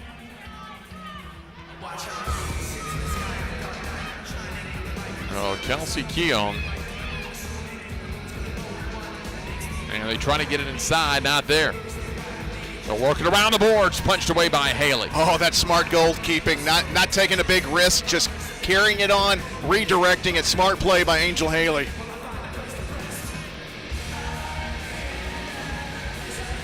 Through traffic, works it back. Now Memphis will get a little bit more space. To the right side to Cat. Ikea. Got tied up. 8.5 minutes remaining here in the third. It's been all Memphis. Boy, and after the first 10 minutes of the first quarter, Memphis has really ramped things up. They're going to have an opportunity. Trying to play it to herself, Jones did off the boards. Little chip shot, that's going to be cleared. Settled in by Brady. Off to the right side. Room to maneuver the shot into Haley. Deflects it to the left, Ambrose. Little trouble here, and Haley with one hand on the left side.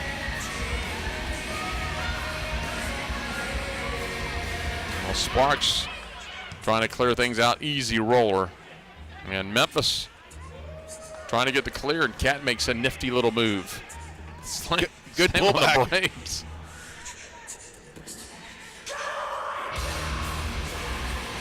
I'm not sure what's worse, going in for the tackle and missing the tackle and then getting a turf burn. So Kelsey Keown assisted by Tadlock, 9:21 remaining in the third. That's the official goal scoring and time. Haley sends it out toward midfield. And look who has just shown up, Jeff. All right, Tadlock with back-to-back assist. Oh, and Memphis, a misfire there. That got up under the foot of Crahan, looked like she was going to make it 6-0. Instead, it will stay a 5-0 advantage right now for the Memphis Americans. All Americans here, especially after the first 10 minutes of the opening quarter. And that's a smart play, a pullback by Murray Owers. A lot of pressure down low, forcing Columbus to decompress, pull back out, take another opportunity. Memphis maintaining possession. Good spell here by the women in red. 6:30 remaining here in the third quarter. Americans advantage of 5-0. Joined on the broadcast by the head coach for the men and the women, one of your starting defender for the Americans, Corey Adamson. Of course, you're a fiery coach. Unfortunately, picked up the suspension after an ejection. So playing the first match, getting to enjoy watching your team. Here's another opportunity and a nice save by Riancho, and nearly another goal that time by Keown. Sent out to the right side. Now to the left wing, it's going to be Crahan. Crahan through traffic and through the foot that time of Keown, as Columbus will try to clear it up the boards. Nearly out of bounds, and they are going to call it once it got along the blue line of the dashboard. Corey, you got to like the view from, I know you'd rather be on the bench, but you got to like the view tonight with the team rolling here. They started off a little slow, 10 minutes. You hadn't played for 2 weeks. Once they got their feet up under, they've been lights out. Yeah, I'm not gonna lie, I hate it. This is just awful. Sitting up here, I've been a nervous wreck the whole time, but you know we worked so hard the last basically 2 weeks, you know, to game plan for really this game, and honestly, this has been clinical from us, both offensively and defensively. Defensively, we have showed that we can be very, very sound. It's the offensive capabilities and creating the chances and getting the ball in the back of the net that was missing the last time that we played Columbus. You know, I said it actually on another podcast with Tim. I felt that it was very fortunate that that game wasn't a little bit more than just an overtime loss, just based off of the way we played. And you know, Rancho's the best goalkeeper in the league by far. She is phenomenal. The saves that she makes is pretty incredible. But we were able to kind of attack some of the weaknesses and really highlight some of our strengths today. And you've seen it. You know, we've had a lot of chances. We've had the majority of the possession. We've limited what we've given up from a defensive perspective. So very pleased right now, as pleased as I could be. And what about this last goal, the team goal by Memphis with Kelsey finishing that? But it all started on the other end with the distribution from Angel Haley, who seems like match over match, her distribution continues to get better, more complete goalkeeper, getting better and better. And she's just so level, right? One of the things you always look for from goalkeepers is you don't get too high, you don't get too low. The girl's always smiling, and she's always just calm. She sees the field for what it is. She sees the game for what it is. She sees shots for what they are, and it's been a blessing to have a goalkeeper like that in behind us. And then of course, you know, the distribution. You come and press us, you got to deal with our goalkeeper now. It's kind of like playing against Peter. You come and press Peter, Peter's probably going to make you pay for it. And we showed that in the men's game where we invited them out. We wanted them to come and press, and as soon as they did, we played in behind them. We got our skill players in 1v1, and they did what they do best. You got Jones there in the middle. Columbus with the takeaway off a Tadlock. Now Jones applies some pressure. Ball still loose. 2-on-2. 50-50 ball on the 2-2.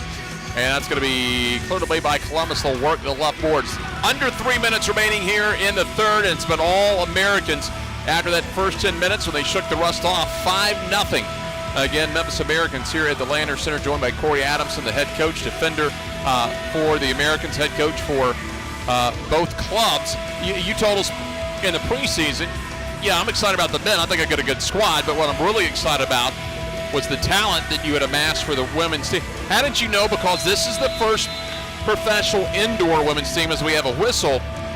It was all outdoor players. And they may have played some rec ball, some club ball in their hometowns at a local facility inside. Right. But you had no bearing on how good of an indoor player could any of these players be. But you had a gut feeling that you were going to be really good. So, it started with tryouts, and it starts with the recommendations. You don't. Have we got a penalty? We do have a penalty kick. Yeah, they've got Olivia Gerald. Well, I saw they're called a handball, but I can't tell if that was inside the box or outside the box. So I think they got Molly for that one. Yeah, there you go. Get them. They got to be all outside the yellow line. So. Well, it's a tough chance for a keeper, but at least it's only 15 feet in the indoor game. But that ball a lot closer than it is in the outdoor game. Angel Haley's been taking shots from Jordy Jordovich in practice. She almost had it. Oh man, that's a great finish by Gerald. But man, she almost had it. She almost had it. That's what I was saying. Like, hey, don't discount this. There's a good chance she saves this.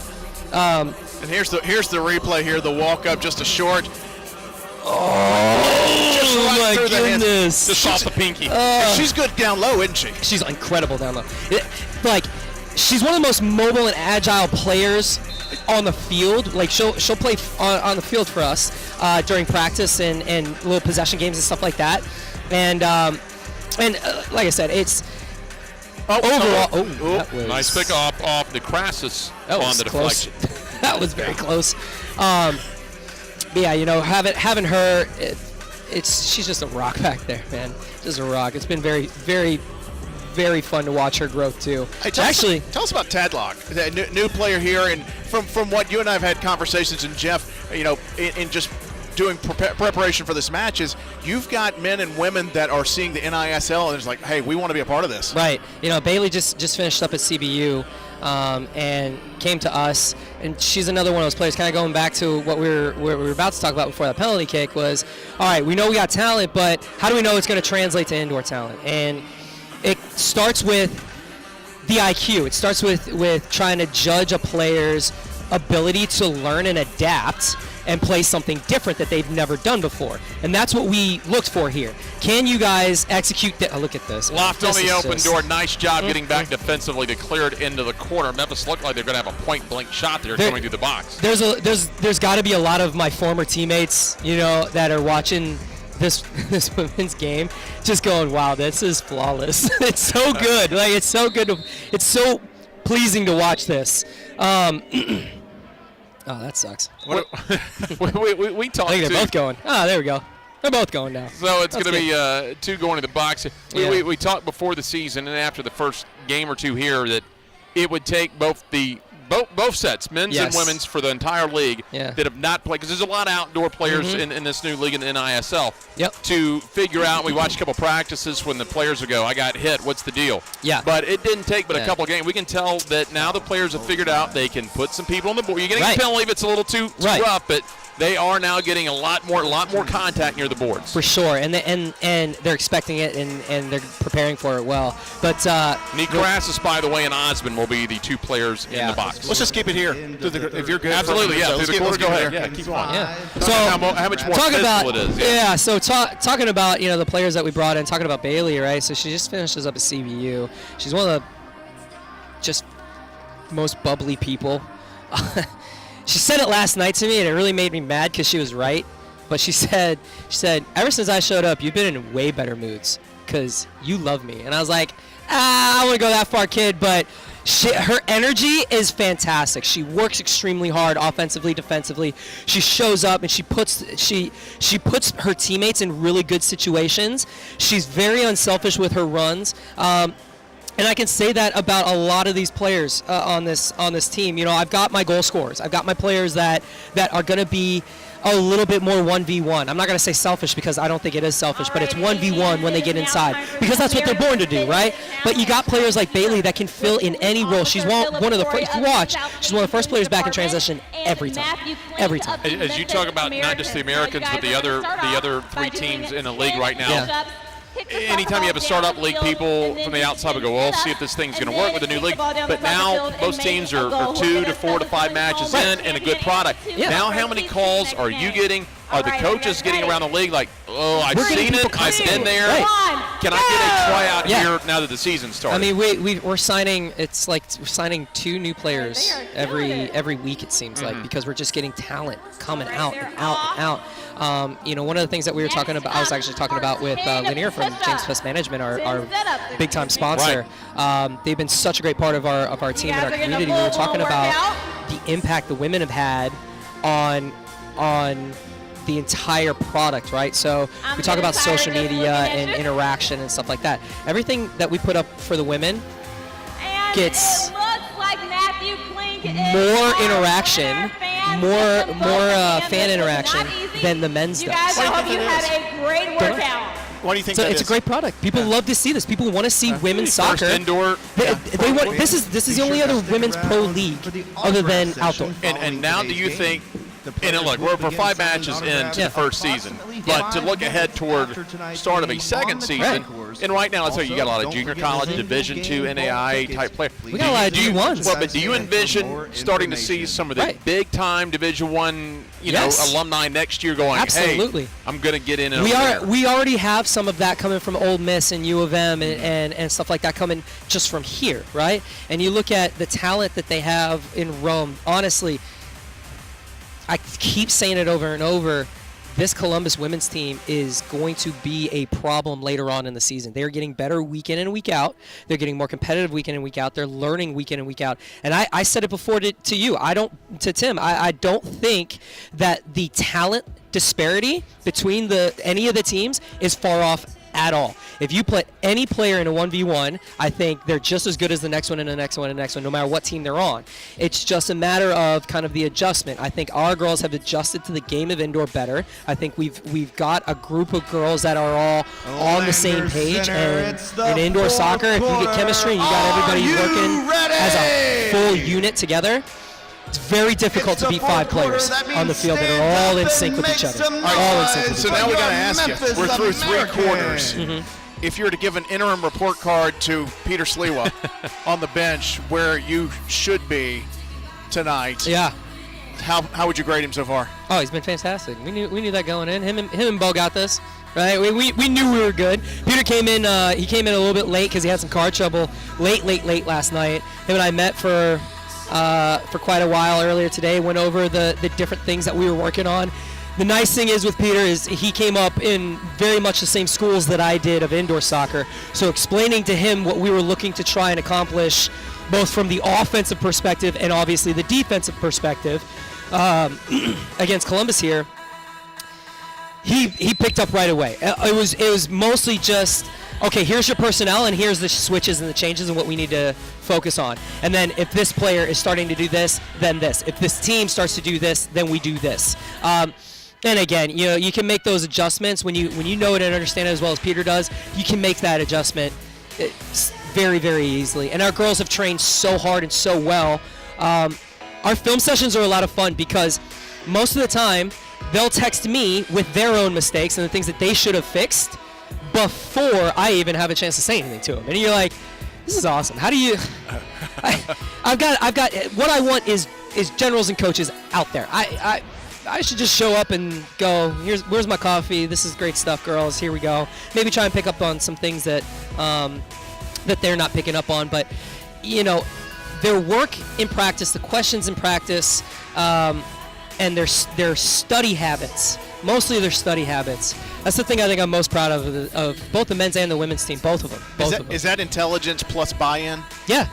Yeah, 100%. You know, when you get people that believe and they buy into a system, and they want to learn more about it, because there's problems with every system, and one of the things that we've tried to do over the last few weeks is give them a baseline and then say, okay, here's how you break this. Here's the problems, right? There's always that what if factor, or the good idea fairy, as I think the military calls it, right? The good idea fairy is, well, if this happens, we need this. If this happens, we need this. There's a lot of what ifs that happen in indoor because you're always down a player. There's always a way to break something. There's always a way to break it. But if we can learn more things, more ways to play offense, more ways to play defense, like we've done so far, it just makes it so much more difficult to break us down, because the second you change up, we have an answer. And we have 5 girls right now that just joined the field, 5 girls that know the answer and that have bought into the answer, that have studied the answer, and that can help other people gain the answer when they're confused. And that is just, it's very powerful and very dangerous. Settle down. Here's a shot. It's going to be just wide of the upper 90 that time. Lolo wants one so bad, man. Her and Kelsey need them, man. They're the types of players that they want goals so badly, and they work so hard for them, and they deserve them. What do you anticipate now? You're getting through match number 5. Most teams will be getting 4, 5, 6 matches into the league, 24-match schedule, except for Rome, which I think is playing 16 because they're on the road the whole time. But you'll start getting into the middle of the first season. You anticipate a lot of turnover with some interest, or do you anticipate now, okay, the initial, like the start of a match, here we go, we got an opportunity broken up by Bailey. Come on, Bailey. Come on, the crossbar. I think Corey and I are playing a video game over here. Oh, seriously. Oh, man. This is how I am on the bench the entire time, too. Oh, we hear you. We know. Rough. So going back now, first few matches, the excitement, the adrenaline. Now you're going to kind of get into the meat of the schedule. Things will settle down. Yeah. Now these teams, whether it's Memphis or Rome or Columbus or Fayetteville, will start to kind of get into the routine, and that's when there's a chip shot next to the right side of Haley. But these teams will start to get into the routine, right? And this is where you're going to win or lose a league. Not in the first 5 or last 5, those middle 18, 19 matches. Oh yeah. So one of the hardest things to do is it's a long season. It's a long season condensed into a very short amount of time. 24. We got after this game, we'll have 19 games left. 19 more games. That we're going to have to figure each other out and game plan against and fix issues, problems that we're seeing, against us and for us. So for us, I honestly think it's more about continuing to evolve, right? We started with a baseline. Our baseline was, how do we minimize the other team's chances and maximize our opportunities for success, right? Now looking at that second goal and the crosses with the goal there, more of a fluke, right? I mean, 50-50 ball. It's just kind of. Well, you say that, but not really. No, right? So it's a 2v2. That's actually a fantastic ball off the wall by Jared. I don't think she meant to, but it's a really dangerous ball. That will happen a lot. 2 players running together. You try to stay goal side the best you can, but you're facing forward. You play the ball off the wall. Now you have to turn your back. You lose your player, and you give up a goal off the boards. That's indoor soccer. That's honestly what their men's team was trying to do a lot of, was try to play the ball in over the top of us. I said, okay, well, if you're going to try and do that, you're going to have to bring that ball down off of a bouncing ball with a guy on your back, and another one's going to come and double you. Good luck. So then they tried to, bring us out a little bit more. Well, we said, okay, we'll come out to this certain point, but you're not going to be able to get the ball through the middle. And we were able to take away those things. So it's just constantly evolving the things that we do and finding the problems with the things that we do well, right? So Jones is high. That was a good effort. Shot. Finding the things that we do well, we know we do well. So when somebody asked me, all right, it was a 10-0 win for you last time you played the Columbus men's team. It was a tough game in the second game. Went to overtime or whatever. What do you take away from a 10-0 game? There's a lot. Okay, this is what we did right. Here's how you stop it. So now when the team tries to game plan against it and they try to stop it, we're now able, especially after a full week of practice, to go, okay, if this is what they're going to do, here's how we're going to attack them. And it seemed like it was a little slow for us in the beginning, but really, it was a matter of time. It was just a matter of time before all of a sudden they started to get a little too antsy. They got a little too rambunctious, a little too out of their own element and out of their own head. And a lot of times it's just about letting the other team make their own mistake, dig their own grave. You know, I mean, how many blue cards did they have? 4 or 5 of them? Right. And even though our power for the men's, the power play sucked tonight, even though it was bad, that was still 2 minutes where they were down a player and having to put their best players on the field to defend down a man. And that sucks. it will gas you. And it takes away from your offensive capabilities. We got to get Arakia a goal. I'm telling you. Does a lot of the dirty work. She does, man. That's honestly, like, that's why she's in the lineup. She stresses herself out because she's like, oh, I got to score. And I tell her, I was like, listen, you're plus, I think she's +4 on the season, +3 or +4 on the season, which means she's been on the field for 4 goals for, and none against, or 4 more goals than she's given up, right?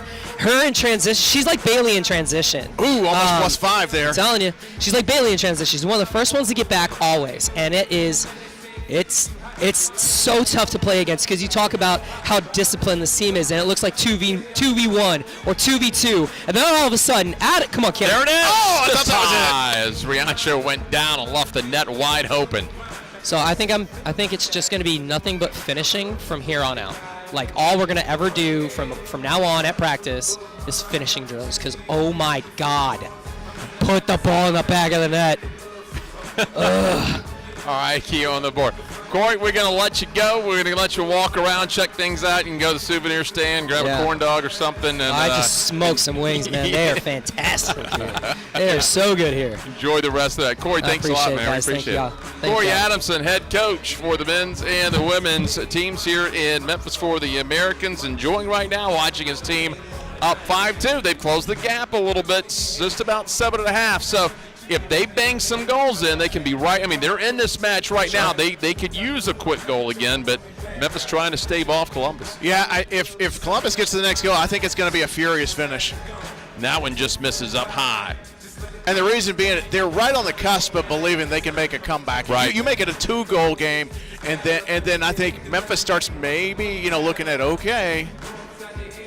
Well, then your mentality sometimes goes from play to win to try not to lose late, and that's when the bad things happen. And they're going to bring Riancho way up. Feeds it out. They'll have 3 across the yellow line already. 6:45 to go, and to get a 5-2 Americans lead. I loved having Corey up here, but I hope it doesn't happen again the rest of the season. we need him on the bench. Look at Kristen Sparks fighting through that tackle. But Sparks with a long header, that's not going to have a chance. Yeah. And she's facing the wrong way. She's facing toward the goal. Well, here's the thing about Corey. We may not have him back up here. Yeah. But as fire as he is, I wouldn't be shocked he picks up another rejection for the season. We saw him against Rome get into it with the Rome coaches, so he's a fiery guy, and that's good. Fits the team and the city well. Yeah, it looked like he had an old school Memphis American satin jacket on. I don't know if he got that from Colorado Junior or from eBay. Starter.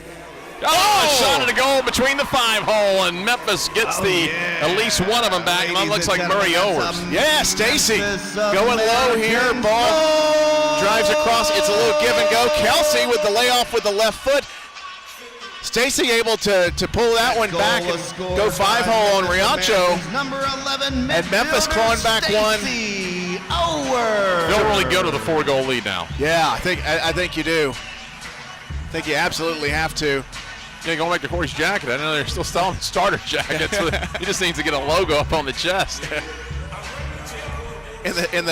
or stitch it in cursive coach. Right. Now they put just the initials on. That's the cool thing to do. You put the coach's initials on the warm-up jacket. So the official goal time, 5:59. Murray Owers assisted by Keon to make it 6-2. The Americans will be away until February 11th. Yeah, February 11th and 12th. A couple against the Fayetteville Fury. You can get tickets at MemphisAmericans.com. That includes group tickets and also the youth clinic. I didn't even mention that to Corey. I didn't want to hurt his feelings that my daughter's crush is actually Brandon Rothfuss, number 3, and not Corey Adamson, number 4. But she had a great time and just a well put on clinic. But you can go to MemphisAmericans.com February 11th and 12th. Make it a great Valentine's weekend and treat your loved one to indoor soccer in a climate-controlled environment and see two teams. And I think Fayetteville, Fayetteville's the big X factor right now. We have not seen them. Yeah. So, and they have been pretty impressive out of the box. Well, they are supposed to be playing tonight. Don't have any updates on the Fury game. They'll be home against Rome. 4:33 to go in this match, and it's been all Americans, a couple goals just to close it to a 3-goal game. But with the Murray Owers goal, makes it 6-2 with under 4.5 remaining. And it appears now you can stave off the last 4.5 minutes. Both teams from Memphis came in first place. They're going to head on the road for a while, remaining in first place. That one launched up into, I think that was row Q. We have seen some off the ribbon boards. We're waiting, and maybe the next homestand will we see one actually make it into the upper deck. Yes. And they're going to kick from the high dot off the key. They got an opportunity here. See what Conway can do with this. Oh, deflection. That was a dangerous ball. I'm going to say, if they got the goal off that kick, they're still very much in it, but a 4-goal lead going to be hard to overcome as Jones. Little hesitation. Nifty pass out to the right side. Osmond's going to wait for some help, but she's got plenty. She's got a drop if she wants it, but she's going to try to plow through. Now lose the 2-on-1 battle. Columbus comes back to help. They don't have the numbers here, 2-on-3, and Jones again disrupts. No foul on Gerald. She's down for a second. She gets right back up and reclaims. Little touch pass right side, turn, and the shot deflected, and a big hit. Good nimbleness by Mike Mears on the side there to let the play run. Dino drawn so hey, it's the we had a gut feeling when they came back this game at NISL, and the especially the women's division, because they played mostly outdoor, first professional indoor women's league, that they would pick up on, hey, we can hit out here, and they're not stop and play with a bunch of yellow cards. Yeah, you can't get your feelings hurt out here because you got to move on to the next play. That's for sure. And typically in the women's game, you're going to have fewer players that are complaining about the hits anyway. Here we go, one-on-one. Jones, one-on-one with Vadney. That'll be one-on-two. Jones trying to get it through Vadney. The follow, though! And the Americans lead it 7-2. It's going to be Osmond. Memphis Americans goal! Incredible. Here's Jones. Deflection and just a one-touch. It was just a flick. There really wasn't much behind it. It was really just the carryover Riancho, and for Memphis, that'll be the exclamation point here with just under 3 minutes to go in the match. So 7-2 is the advantage for the Americans, and they have rolled yet again. As Osmond on the assist by Jones, 2:38 official time of the goal. Across the field to Keon. Keon's got a 2-on-1. Got Sparks way over there to her right, couldn't pick her up. Keon gonna get an offensive foul as she just pushed her defender off. 2 minutes left here at the Landers Center. Memphis trying to burn these last two off. Didn't get on the road. Kelsey was surprised she was called for it. I mean, that was right in front of the officials there. She should have been about as surprised as I am when I get caught not mowing the yard. Wait, I didn't mow the yard. What? So we talked about the return home on February 11th, but the next match, Memphis going to be headed here. They're going to have a little more time. They don't play again until February 5th and 6th, but they'll be at Fayetteville for a pair of games, both the men and the women. And they've got some catching up to do. This is the fourth go-around with Columbus and yet to see Fayetteville, so the schedule's kind of uneven where you're going to be facing the same opponent multiple times in a short window, and Fayetteville has a chance to maybe gain some ground, but on the other side of that, Memphis an opportunity to separate themselves in the men's and the women's side. It's good work by Dina Drawn just to buy a little time, a little space. Fayetteville 1-1 in their two matches. They're playing tonight. Memphis about to go to 4-1-0 with the shootout loss. Columbus about to drop to 1-4-0, and they're going to be digging out of a hole early in the season. You know, the good news is still plenty of season left, but the bad news is you've got you've got a couple of other clubs that have gotten off to a hot start. And you're going to want to finish in the top 2 to have a chance to win it all in the postseason. But here's an interesting setup here for the free kick. Gerald's going to switch fields. And, beautiful goal. Third touch is good for Columbus. Closes to 7-3. It's going to be a little too late. Let's take another look. They deflected right, then went well to the left. Goal for Columbus Rapids. It's a sweet first touch at the near post, not covered up. Yeah. Nice goal, though. Yeah. Didn't have a lot of room to feed it through, but did it. Talking about the men's match at Fayetteville, we talked about how Fayetteville in the women, but Fayetteville 2 matches, they've scored 16 goals and they're 2-0. That's going to be an interesting match to watch for the men in a couple weeks. Yeah, I mean, that's going to be, especially when you've got them back-to-back, then also on that February 11th weekend, my goodness, right. You could see a shift or a solidification in the standings. And here's an interesting 50-50 race. That time where Yancho outraces Keon with 15 seconds to go. I mean, right now, if you look at it objectively, you'd like to get a split in that Fayetteville road trip. Sure. Wow, that glance is parallel to the goal line. Down to 3 seconds to go. And that ball going to be killed, and time will expire. And so a double-header win tonight for the Americans. The men winning 6-3. Columbus Tried to get the feet up under after being off for 2 weeks. The women did. 2 late goals in the first quarter.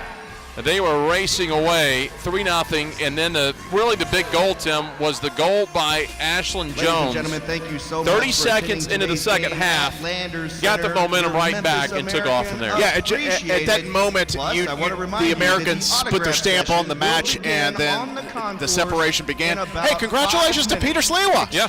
the winner tonight, the head coach.